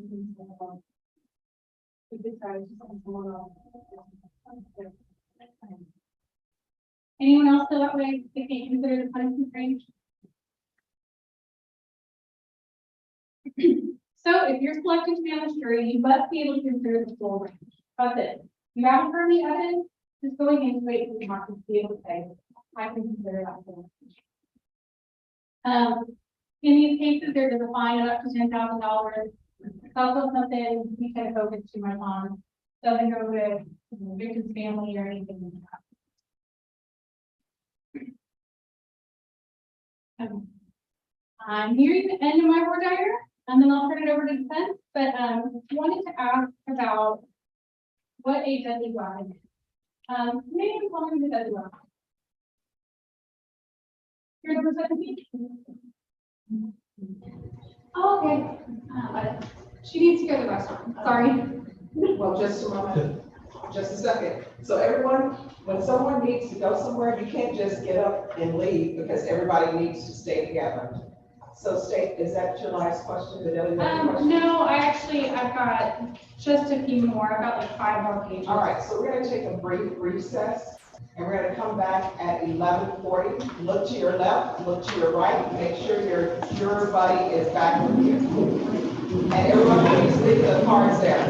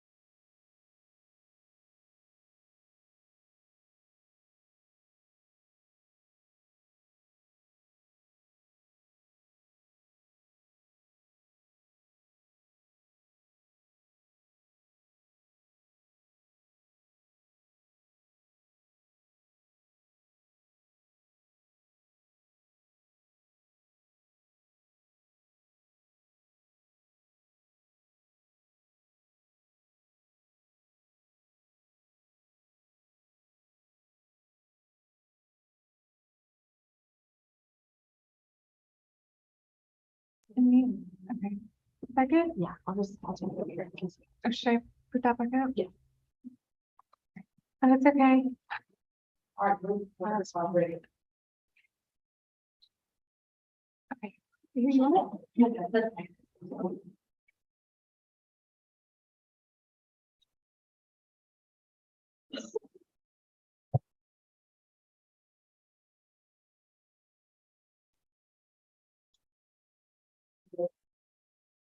Well, we're gonna end up taking a break.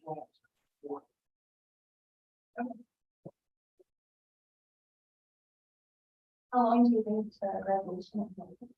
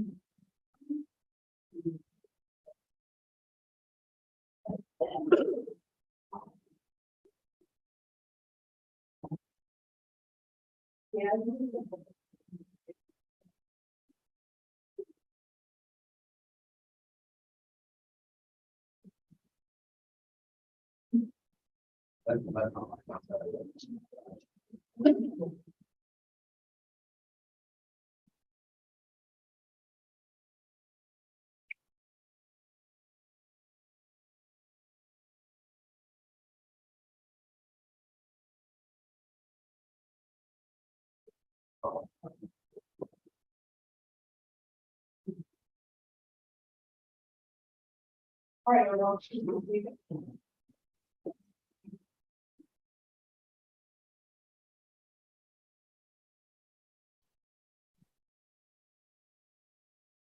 All right, stay. Thank you, Judge. I just have a few more slides to go over, and then I'll turn it. Juror number 6, can you give me an example of a deadly weapon? Okay, so any other? Okay, juror number 5. Okay. Gotcha. So deadly weapon is defined in the penal code as a firearm or anything manifestly designed, made, or adapted for the purpose of inflicting death or serious bodily injury to a gun, or anything that in the manner of its use or intended use is capable of causing death or serious bodily injury. Another cause. So when I think of anyone grow up playing Clue, who played Clue? Number 1? Okay. And what type of object were used in the game? Okay, exactly. And you don't say, do you normally think about being as a weapon? But in Clue it was, right? Okay, exactly. So anything can be as a weapon. I just have a couple more of those scale questions for you guys. This slide and the next slide. Just again to get a feel on where you stand. And no wrong or right answer. So question 2. A defendant who feels the Judge, how many questions?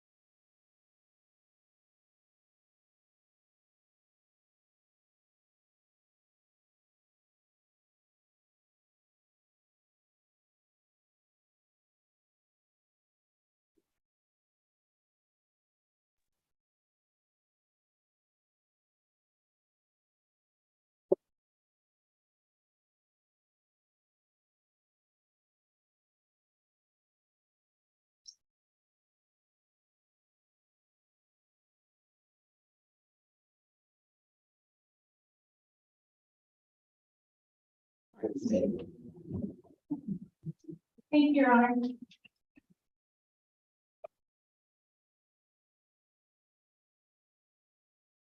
Okay. I'm gonna gloss over those scale questions, but almost out of time. We're just talking about punishment. Want to know from people, what role does someone remorseful for what they've done, have in affecting someone's life? Who here thinks is important? Do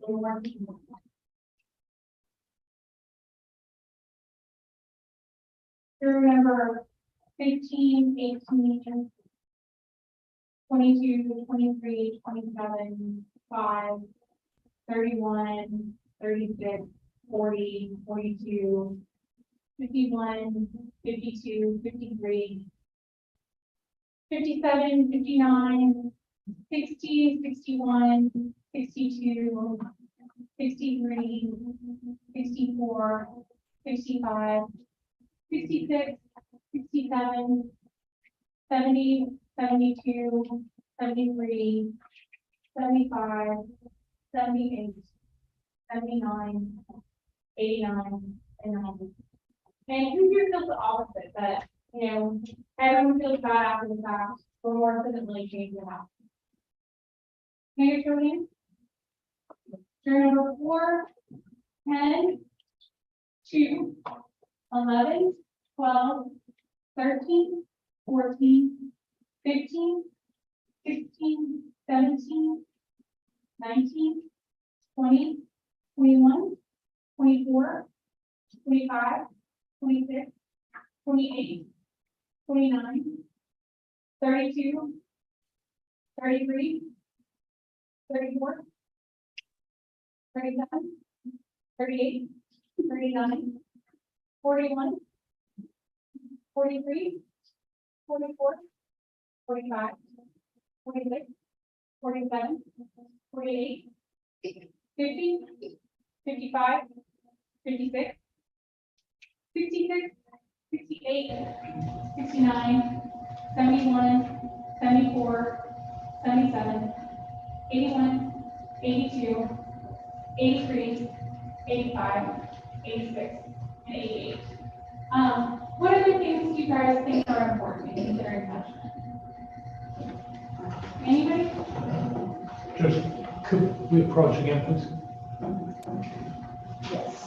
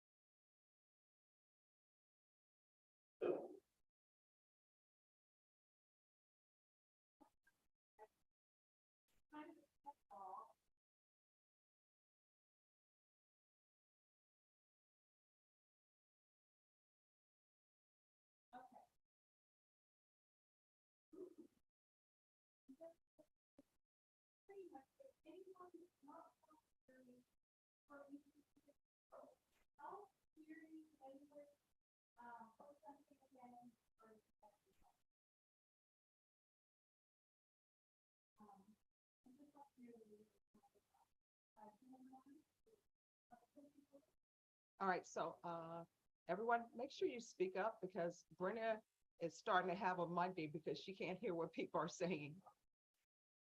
All right, thank you. Thank you so much for sharing that.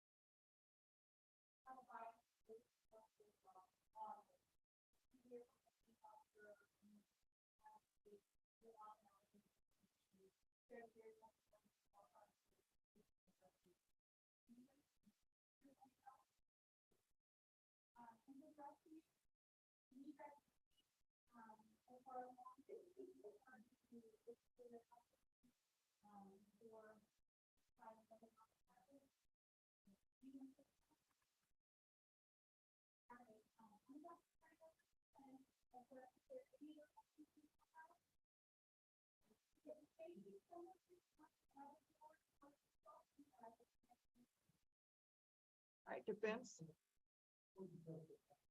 Yes.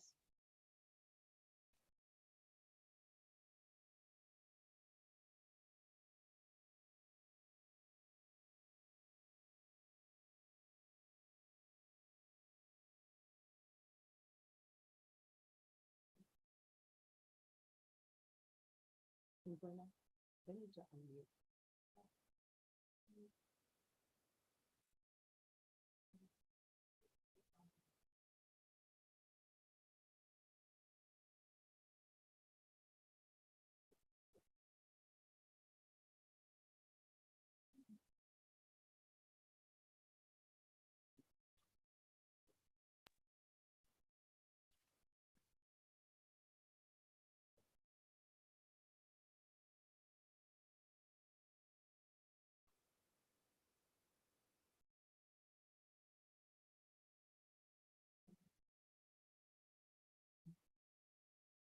All right, you all can continue. I'll continue with your selection. All right, defense. Thank you, Judge.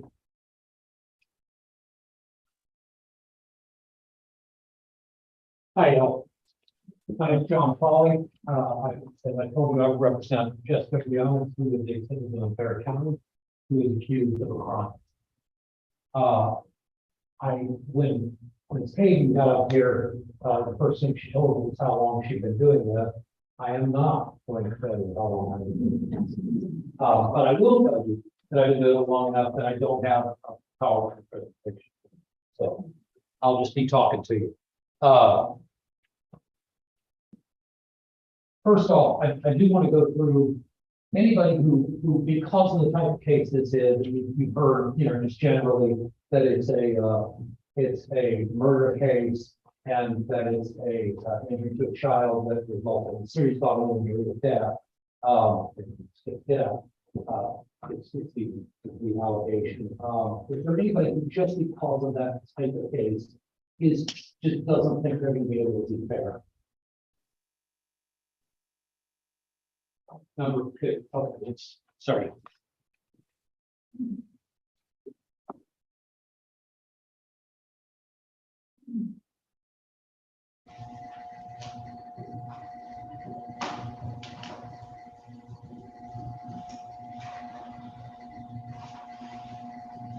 Okay. Number 50, number 83.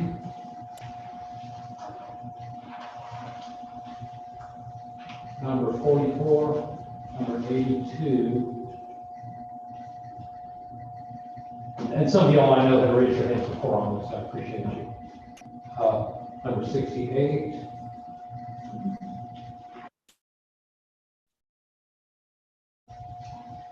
Number 65.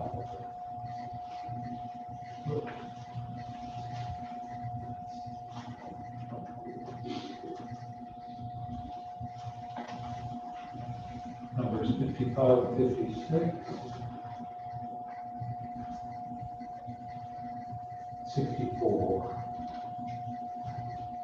Okay, anybody else on this side?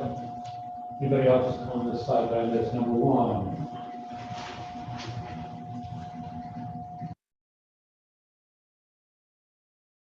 Number 8. 20. 38. Anybody else? And of those people, is there, I mean, you know, they may ask you, well, you set that aside and if you fair, it's just the kind of thing that in your head that you're just not going to be able to set that aside. It's always going to be with you. Maybe not to automatically find the defendant guilty, but that you just don't think you'll be able to set aside that feeling you have and be fair. Let's just put it this way: if you do think that you're going to be able to set that aside, and you're one of those people who are going to, go ahead and show your number. All right, okay, and that's understandable. We, you know, as Ms. Hayden talked to you about, not everybody can be fair in every type of case. If you were, you know, if you had a family member who was killed by a drunk driver, obviously you may have some trouble being fair on the bill. It's just the way it is. And so, so we appreciate your honesty on letting us know about that, because it's, you know, when we say can't be fair, nobody's supposed to say, oh, I can't be fair. That's you know, that's just life. That's how it goes. We have this. So Ms. Hayden talked to you a little bit about beyond a reasonable doubt, and she put up that slide that had Wheel of Fortune on it. You remember? And you were supposed to fill that in. But everybody understands, right, that the state cannot, this is not a game show. This is just a reality. This is the rest of her life. And so the state cannot, the law says they cannot ask you to just fill in missing pieces. They have to prove every element of the offense beyond a reasonable doubt. And if they don't prove that, it doesn't even matter if you think, yeah, she's probably guilty. You aren't satisfied beyond a reasonable doubt. They prove each element of the offense. You must acquit. Everybody agrees with that. Okay, now you've said that, watch this. One of the elements of the offense is the date on which it happened. They have to prove on or about a particular date. And on or about doesn't mean much. It means that it happened before the statute, it happened after the statute of limitations and prior to the indictment. So even though they'll allege a specific date, they will say on or about that date, and they can prove it anywhere in that time. So what if they prove every other element of the law, everything, to your complete satisfaction? And when I say satisfaction, to the point that you're just mortified, you're horrified at what happened. And I'm not talking about this case, I'm talking about in any case. That you're just horrified, but they forget to prove there happened on or about a certain date. They just never mention what date it happened. Would you, in that circumstance, since they have failed to prove an element of the offense, would you be able to say, you know what? I gotta find her like this, or I gotta find him. And this get inside that. Would you seriously be able to do that? And a lot of people would not be able to do that. So don't feel bad. Anybody that would not be able to? Okay. So you're going to hold the state to their burden, even on what you might consider to be technical issues. Is that right? So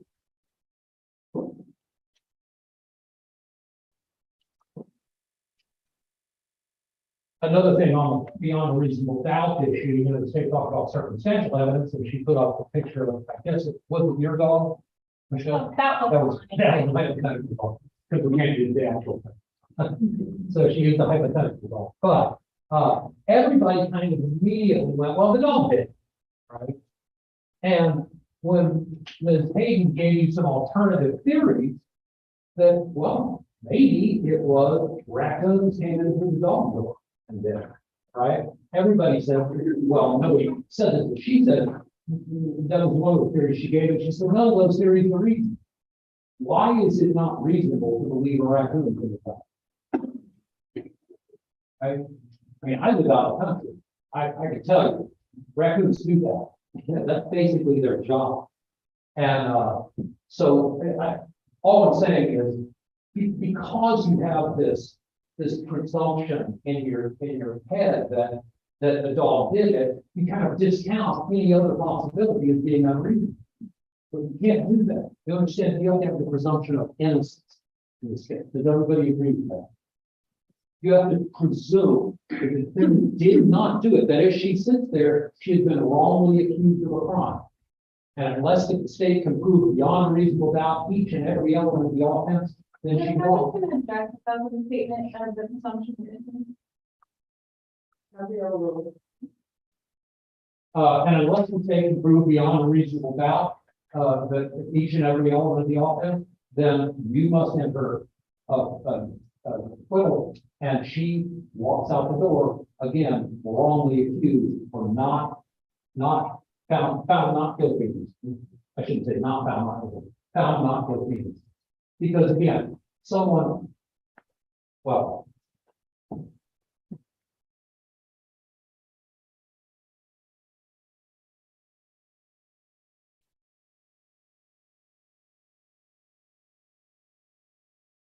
somebody mentioned in the back, I think it was in the very back row, ma'am, with the. Would you stand up? And what's your name? 82. 82. Was it you, and I might be mistaken, was it you that said you had an abusive husband? Oh, no, my mother was really ugly and mean to me and very nice in front of people and very. You say She was a total bitch. you say your father? My mother. Your mother, okay.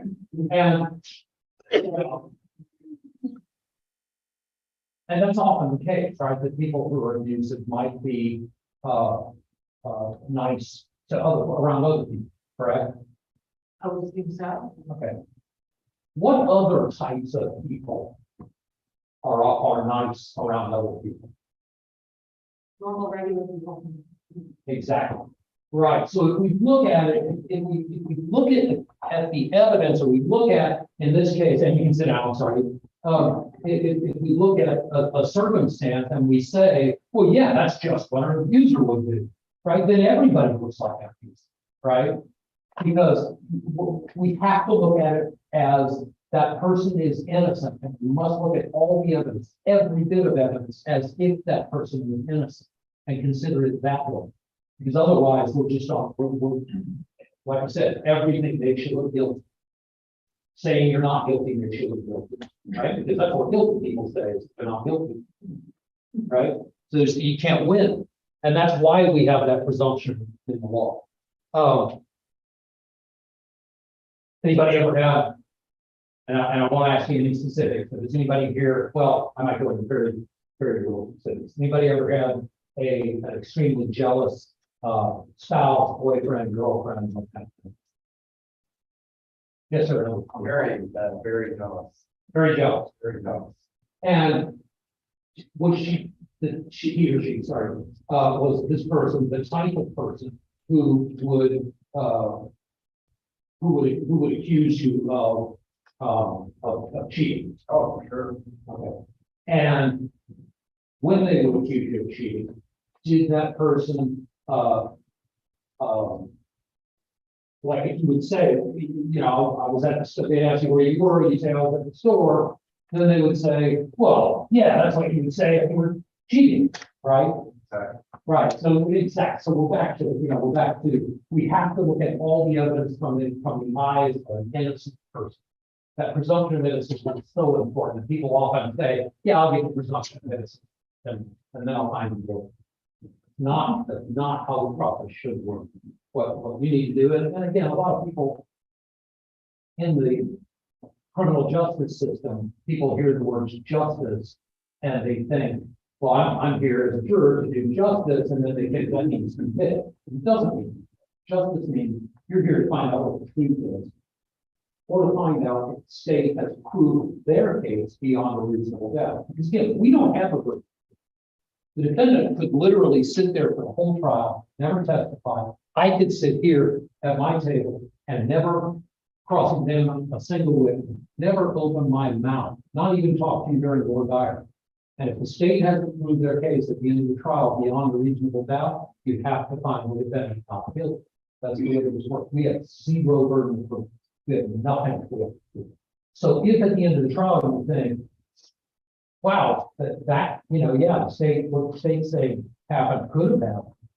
There could have been other things that could have happened, but the defense didn't prove those other things. So I'm going to go with what the state said. Is that how we go about it? Anybody? Sorry, I see. I'm sorry.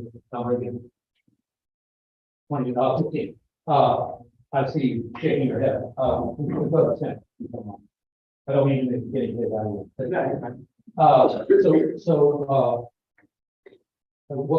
should we go about the problem? Okay. And if there are alternative theories, or you can think of that, I have a doubt maybe the raccoons came out, right?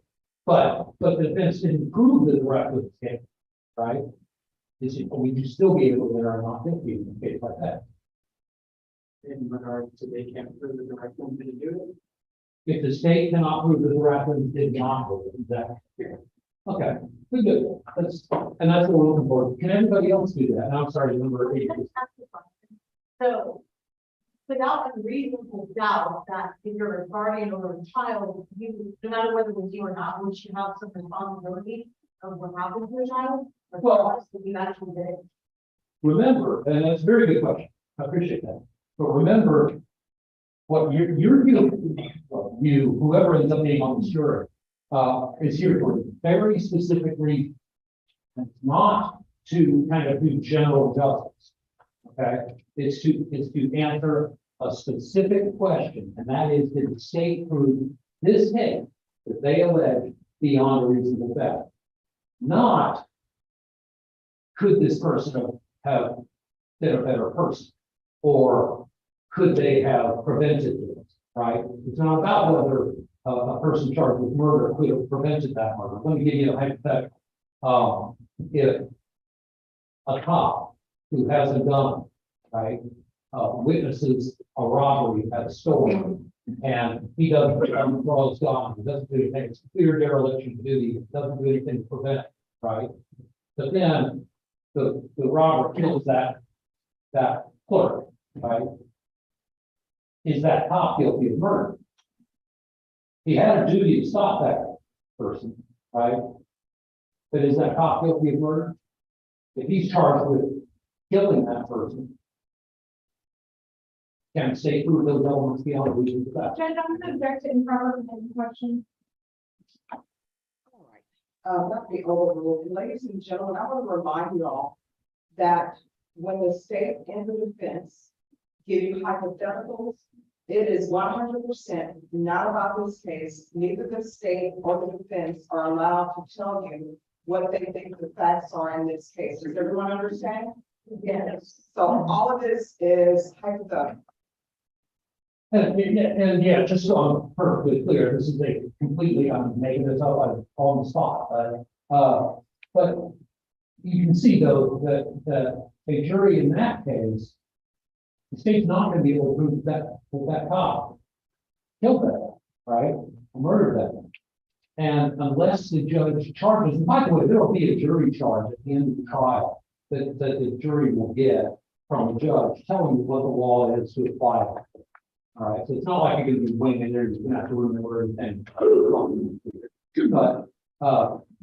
But unless that jury charge gives you some way that cop is guilty of murder, then you have to say he's not guilty. Now, that cop might be charged with something else, right? With dereliction of duty, with official misconduct, something like that. And maybe in that circumstance, that jury can find him guilty, right? But so, and I know this is a long-winded answer to your question, and it doesn't exactly answer your question because I can't go into the specifics like what you said.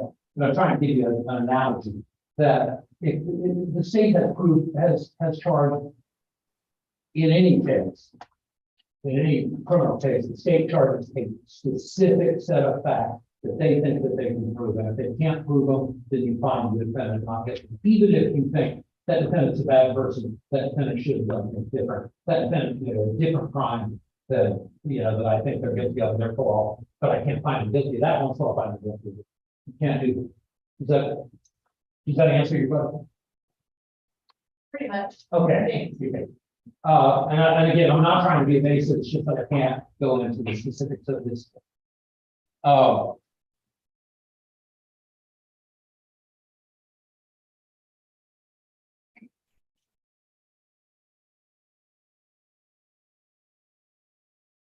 Anybody have an accident prone kid?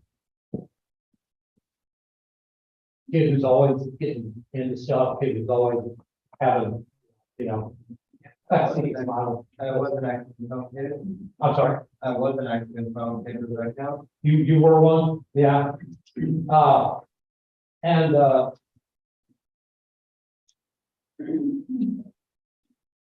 let me answer this.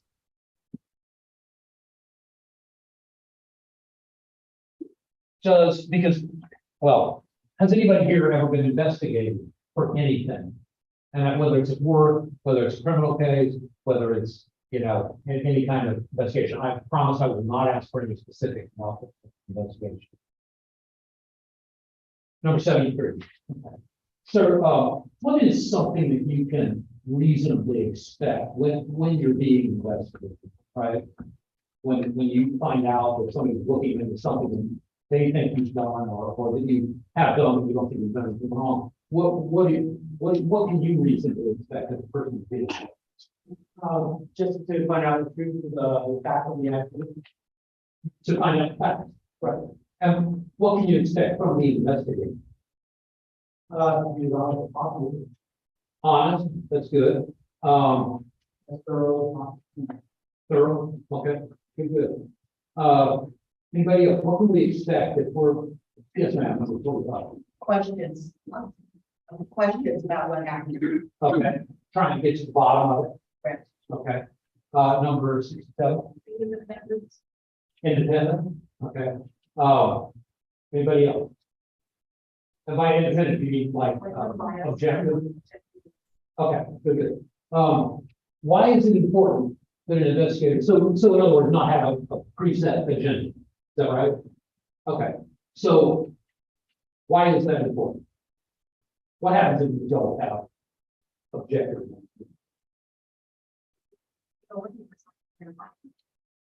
Did everybody hear that?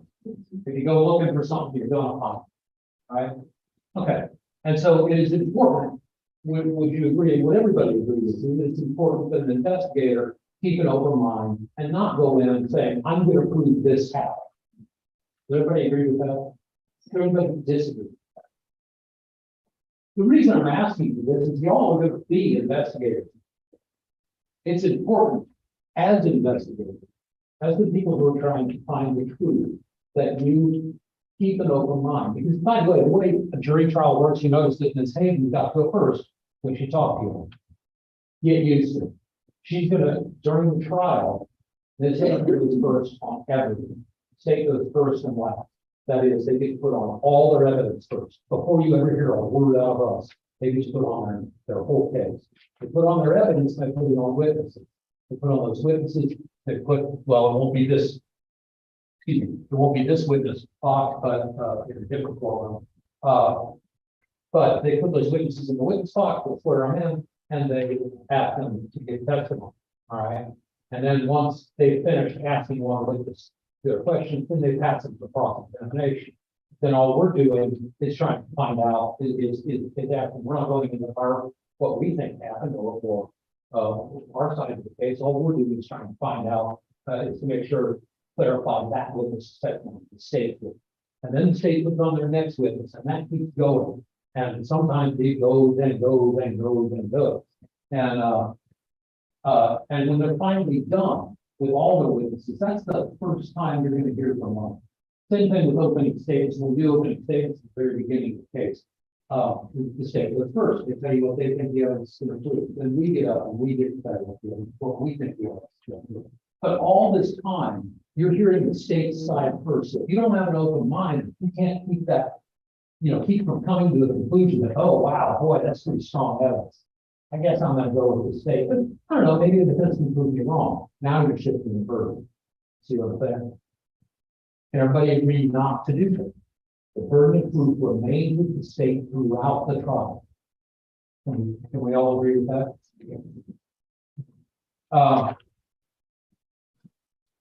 And no matter how bad the evidence might seem to you from coming from the state, will you all be able to keep an open mind as investigators and to not try to get to a particular conclusion? Everybody can do that? All right, good.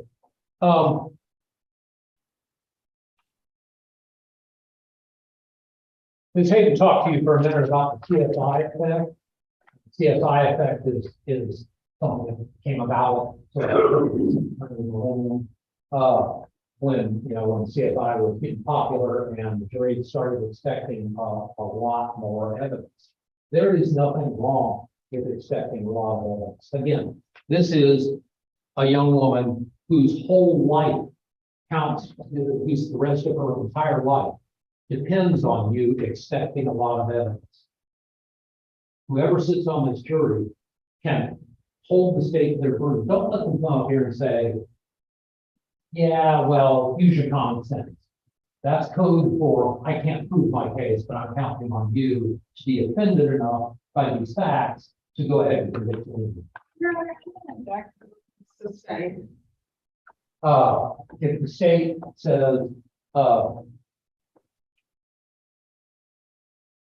the state puts on a ton of evidence, but none of it is relevant, right? Or it's the same thing over and over and over. That doesn't mean, like, we're not looking for the bulk of that. Everybody agree with that? We're looking for quality of evidence. Understand that? And again, you may not get any evidence from the defense. If you do get evidence from the defense, you'll be looking for quality of that evidence also, right? But not necessarily quality. Same with the state. The fact that they put on 36 witnesses to say the car was blue doesn't mean that the guy driving the car was intoxicated, right? They put on a bunch of witnesses and in order to try to make up for the fact that those witnesses don't really have anything to say. Everybody agree with that?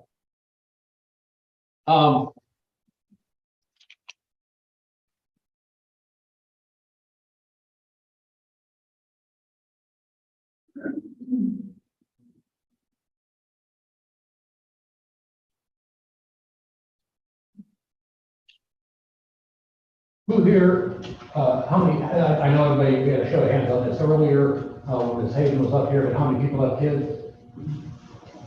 Just about everybody, okay. And of those people, how many of your kids have ever gotten in trouble? And when I say in trouble, I mean with you, like having transgression. And when you're investigating that transgression, right, you've got little Bobby and little John, you're fighting, and you want to get to the bottom of it, you tend to, Bobby said, well, Johnny hit me first, right? Do you then want to hear both sides of it? Yeah, I mean, kind of generally, everybody thinks that, right? That's the way we're raised. That's the way that we're brought up. It's that we want to wait and hear both sides of the case. But if there is no other side, that is the other person, the little Bobby or the Johnny, I forget which one said, you can have the other one middle. But if little Johnny doesn't get up and say, yeah, but I didn't hit it, right? Then we might find that suspicious. Everybody agree with that? In a criminal case, the defendant is not required to testify. And you can't, when the judge says you can't hold that against them, it means you can't let it run through your mind that, yeah, boy, I sure would like to have heard what they had to say. You cannot let it affect your running. Everybody would be able to do that. You just said, look, if the person didn't testify, I think they're hiding something, and I'm more likely to find it. Number 25. Anybody else agree with that? Nobody? That's surprising. Number 5 and number 11. And you think that if somebody does testify, it's probably because they're hiding. All right. Okay. And that's understandable. I mean, like I said, that's the way we're all brought up. You know. If the judge tells you you can't think that way, you have to set that aside. Would you be able to do that, or would it just be something so range? Now I'm going to ask you number, sorry, 11. Is it something that we so range you just can't do? No, it wouldn't be great, but I would still think about why would you want to drink. Okay, and so you wouldn't be able to set that aside, right? Still would be able to back in mind, right? It could be. Okay, that's fair. That's fair enough. I appreciate that. Honestly, because like I said, that's how we're all brought up, and it's a really tough thing. So what about your opinion? You think, and I'm sorry, you hear number 5. You think that you would not be able to set aside that kind of feeling that if there's been a double testify, you would kind of take that into account. I just don't know why they wouldn't. Okay. Still continue. Okay, then again, that's fine. I appreciate that. Appreciate the comment. Anybody else do? Number 61. Yeah. I think it's still in Can you speak up? I think it's still in the back of that, even though you say no, I would want to see the evidence. It's still back. Okay, good. Anybody else? Oh, I'm sorry. Number 55. I agree. You agree you would not be able It to. still stay in the back of the mind, it's still kind of running through it. Okay, and ma'am, Yes, same thing. number 60? Yeah. Okay. Can you hear? Anyone else? Number 25, I think. Did you say you would not be able to? No. You got a chance to do yourself, why not? Okay, good. But number 13. Those constraints that you're finding in your life or. All right, so just a moment. Everyone, here's the issue. Everyone is presumed to be innocent. Does everyone understand that? Yeah. Does everyone understand that the state has the burden of proof and that burden never shifts to the defense? Does everyone understand that? Yeah. Does everyone understand that no one can be called to testify? The defendant in this specific case cannot be called to testify. Does everyone understand that? Yes. Because if they have to testify, then that means that the burden is being shifted from the state. Does everyone understand that?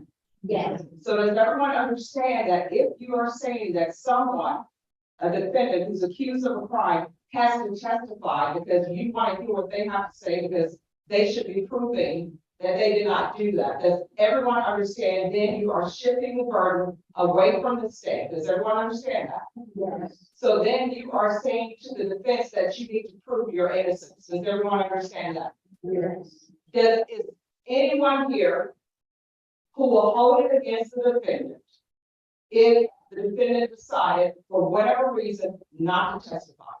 That's the question. So does anyone here feel that way? Defense? Picture. And I have slightly different. I'll go back to number 11. Given what the judge has told you, she's not trying to tell you anything you feel wrong. If that's the way you feel, that's the way you feel. You cannot set it aside. You cannot set it aside. Is that still the way you feel? Yeah. Okay, then that's fine. Does anybody else after hearing what the judge has said that I was talking to you, with any other people change their mind? Okay, we did, let me read the number. Okay, and again, there's nothing wrong with not being able to set that aside. And I think we had number 55 and number 60 and number 61. And anybody else that did not that I didn't talk about before?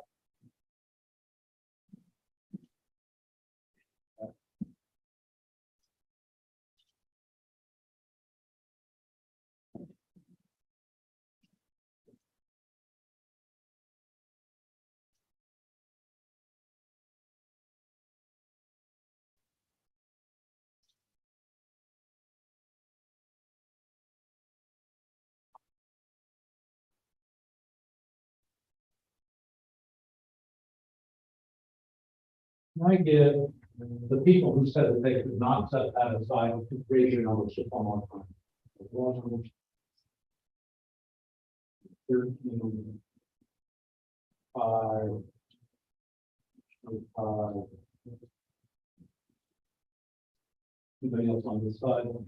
No. Here it's 55, 60, 51.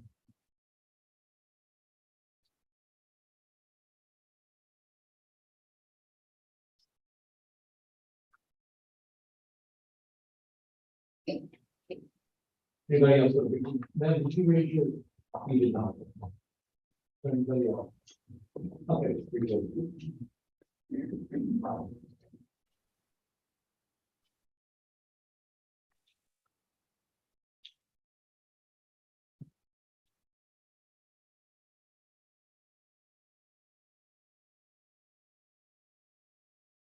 So you said you were an accident from kid number, I'm sorry, 18. You said you were an accident from kid yourself. I almost picked up a scorpion when I was in toddler, and I did pick up a snake. What kind of snake? It turned out to be a red snake, but A rattlesnake or rat? a red snake. Oh, okay. All right. I actually have a coral soup living in the barn. Did you get, because of that, that accident from, did you get any injury? No. Nothing. And there was some other people, I think, said they had kids. Yes. And some like jump down the stairs, but first day of school, we don't get hurt. And first day of school, like you do, you jump the stairs. He didn't, wasn't major, but he just doesn't. He's run around a lot. Yeah. Has he ever gotten hurt? No. Don't fall, it's not serious. Okay. Anybody else? Accident from kids. Has anybody had a child that's been hurt? Through an accident or something? Well, what kind of injuries? Number, sorry, 73.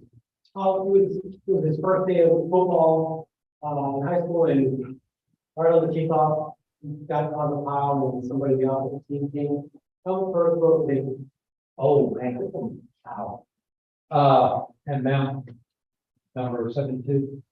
One of my daughters just, Sorry. I don't see. one of my daughters just, was a temporary trailer hitch. Just underneath my rock or something, and she was coming down on the ground and broke her ankle. Oh, broke her ankle. Yeah. Anybody else? That did the injury number 25. My son rode a bike straight down the hill right into the tree. Yeah. Nice. Did he? What kind of? My bike. What kind of injury? He had I'm sorry. He didn't get hurt. He had hurt his leg. No, got it. No breakage. No. Yeah. That's good. That's good. Somebody else raised their hand. 35. My daughter ran into the playground instructor at Bexar when she was 3 and now has like a Harry Potter. Yeah. I see here, this again, is very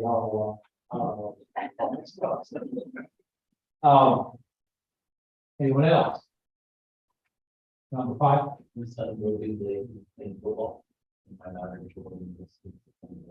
And your daughter, I'm sorry, children, kids playing volleyball. Oh, okay, sports. Yeah. Yes, ma'am, number 53. Three, my daughter fell and she's running, and she hit the edge of the coffee table and she has some medication to the house. Okay. Yes, ma'am, number 45. My kids like to run up and down the stairs a lot, and my daughter was running down the stairs for dinner time, slipped, fell, and fractured her spine. Fine. Is she okay? That's good. Man. Yes, that's a scary. Yes. Yeah, number 50. My daughter was pushed at preschool on the slide and busted with the folded and needed stitches. So she has a nice progress. Yeah. Think you will do it. Anybody else? Okay, well, just generally, I mean, we all know kids tend to get hurt, is that right? And that doesn't necessarily mean abuse. We agree with that?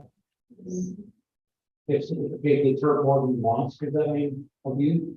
No. All right.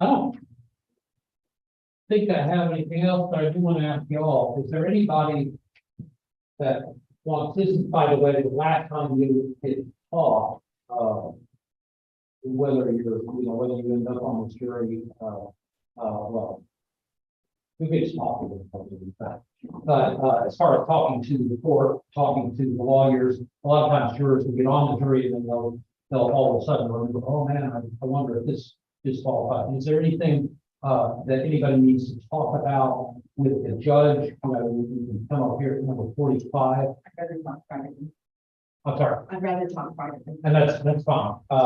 Number 63, number 61. Are these, and let me just ask, are all of these people that would prefer to speak privately with the judge?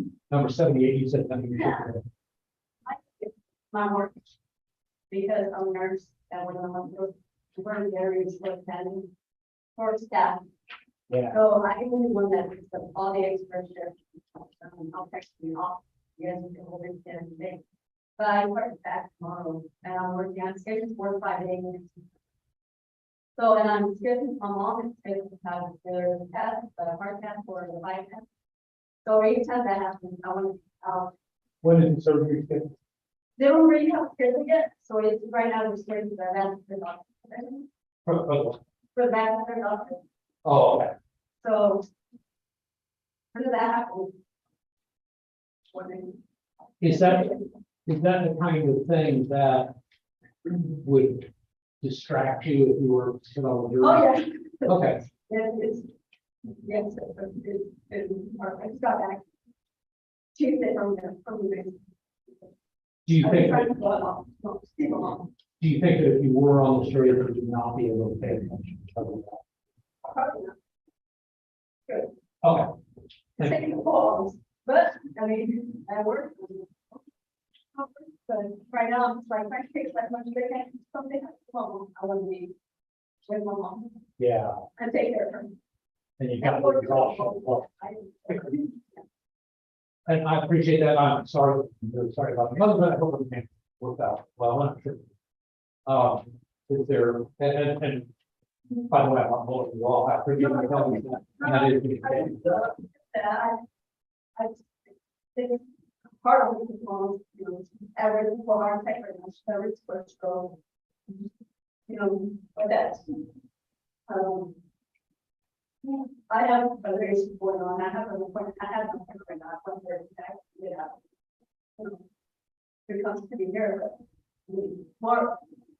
Sorry. No, you're right. Thank you. Thank you. We will talk. Yes, number 55. Yes, I have a social worker and the district, and we are very low staff right now. We're actually looking for 4 more social workers, and so we're trying down. Thank you. Number 61. I have several reasons, but one of them is for talking to Judge about it. I have several reasons when I'm talking to Judge about it. The other one is my husband is naturally being adopted. Oh, okay. Do you take him to the farm? Yes. Is he able to drive himself? Not that long. Number 8. From the judge. Number 7. You'd like to speak to you? Anybody else? Number 38. Speak to the judge. Number 3.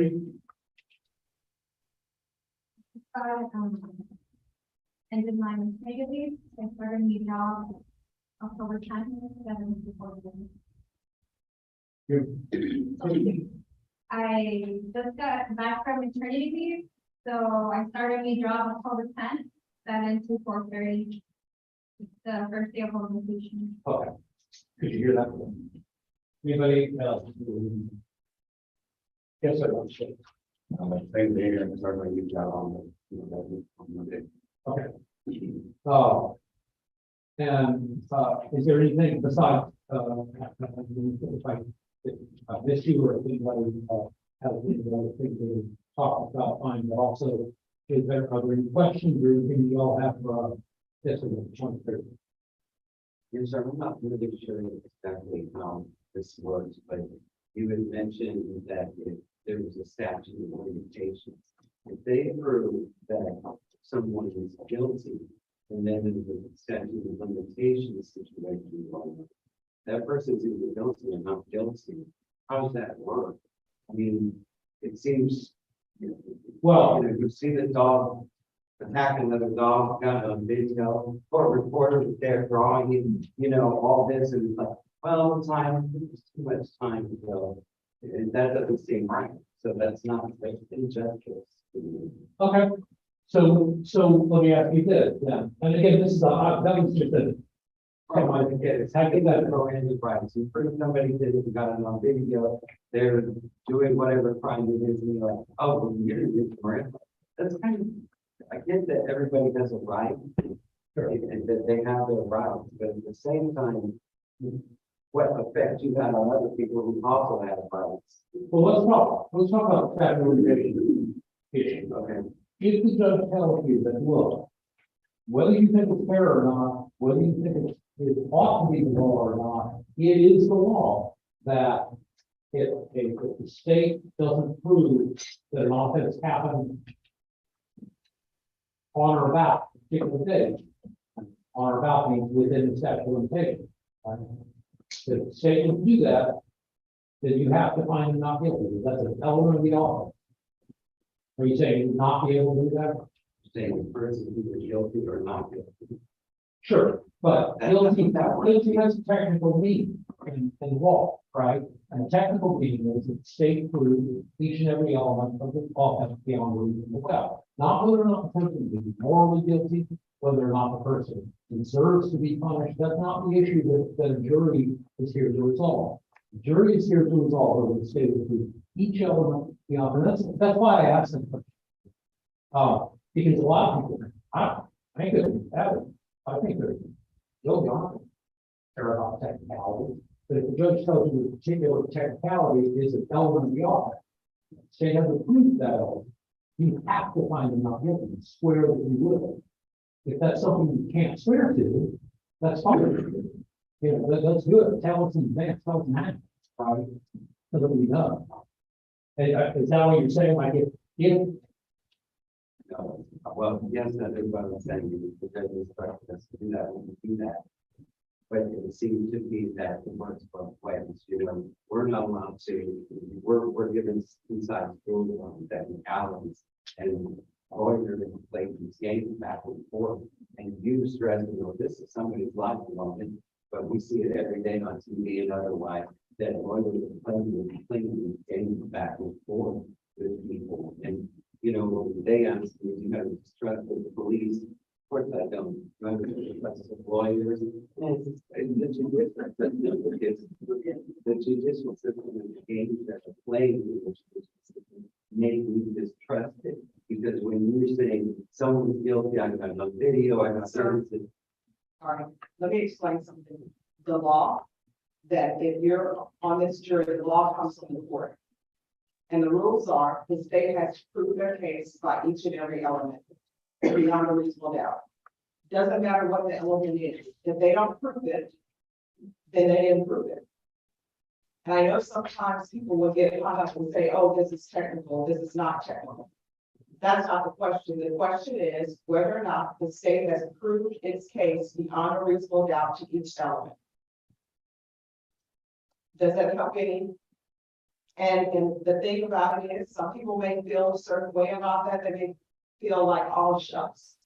But the only question is, will you hold the state to their burden? And that burden is proof beyond a reasonable doubt to every element that they must prove. Doesn't matter what the element is, if they don't prove it. You understand? So are you able to, follow that or not? I'll follow the instructions given, yes. Defense, you may continue with your question. Okay, and so, and that's an important issue, because a lot of, I'm really glad you brought that up, because a lot of people say, look, I don't care what the law is, and I'm not saying you're saying that, but a lot of times people say, that if you certainly that that's the law, then the law is an ass. Right? That I'm not gonna share that. But if you tell me that that's the law, I ain't following. I'm gonna be back in the jury room. I'm the one who's gonna make the decision. I'm just not gonna do it. Right? That if I think that thing is morally guilty, then I'm not gonna care about whether or not the state of each little technical element of the offense. And if that's how you feel, if that's how anybody feels, then tell us that, because it's fine to feel that way. You know, and I, by the way, I understand when you talk about, you know, while you're playing games on TV, I mean, a lot of that, as Hank pointed out, is fiction. They show those games in order to, you know, yeah, right. But there are things that, you know, that you might look at and say, that's too much shit. Well, for me, I think too. If that's how you feel, tell us that. Okay. Okay. And I'm sorry, what was your number? Oh.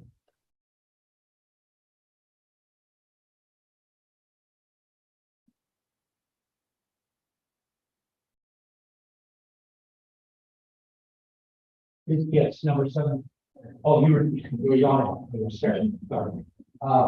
Is there anybody after hearing that exchange, is there anybody who thinks that they might not be able to do that, to find a defendant not guilty if they feel like, if you feel like, yeah, well, they're probably guilty, but the state didn't really prove it beyond a reasonable doubt, but it's not technical. Everybody feel that? Okay. And by the way, it's not an easy thing to do. Just don't put yourself in that position. You should put yourself. Yes, number. I just have a general question to the court. Is this trial going to be publicized where we can watch it via Zoom or be kind of graphics of it? If you are on the jury, you are not allowed to watch this trial. You are not allowed to do your own investigation work. If you're on this jury, the evidence you need to make a decision, if any, in this case, will come from inside of this courtroom. So don't be a Mrs. Kravitz on Bewitched. You're not allowed to do that. It comes from testimony that you hear and whatever evidence that is presented for you to consider. Does everyone understand? No investigation allowed. The law comes from the court. The law doesn't come from anyone else but from the court. Does everyone understand?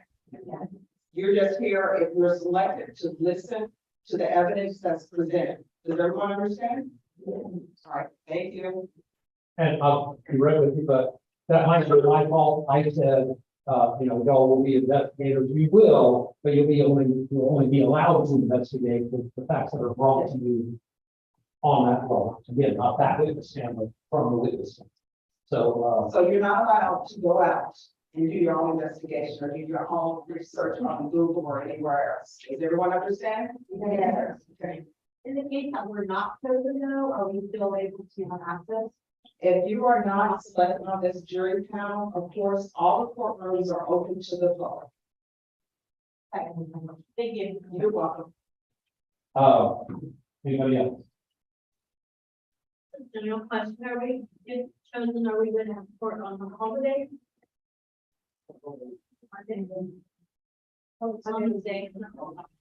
Here's the thing, that holiday is not celebrated by the court system, so it's not celebrated by everybody. So we're open. Any other questions? Yeah. Okay, last chance. Going once. All right, thank you. Oh, I'm sorry. Number 20. I have one, if we are selected, what is the estimated time frame as far as how long we will be here for? Take that one, Judge. Yes, I'll check that one. We won't be here as long as we need to be here. All right. But, thank you all. Is there any other questions for, defense counsel? All right, defense? That's all I have, Judge. So ladies and gentlemen, this is what we're gonna do. We're gonna take a recess. I'm gonna allow you all to take your, lunch break. There are plenty of places on the river walk. There's the cafeteria downstairs for nothing. The cafeteria is open, isn't it? All right, the cafeteria is open until 2, so you're able to, go down there. I don't know why they don't have the stickers for you all that says jurors anymore. Do you know where those stickers are? All right, so you need to make sure that you're wearing stickers because you don't want anyone to say anything about this case and not know that you're potentially going to be on this jury. So if you see anyone or hear anyone talking about your case, just to be on the safe side, just move away from them. Because again, I want to make sure that both the state and the defense have a fair trial. And in order to do that is anything that you need to know about this case will come from inside this courtroom. Does everyone understand? All right, so we are going to come back at 2:30. So look to your left. Look to your right. Please be aware that we're coming back at 2:30. And then we'll complete jury selection and you will know if you are going to be seated on this jury or not. So everyone, please rise for the jurors.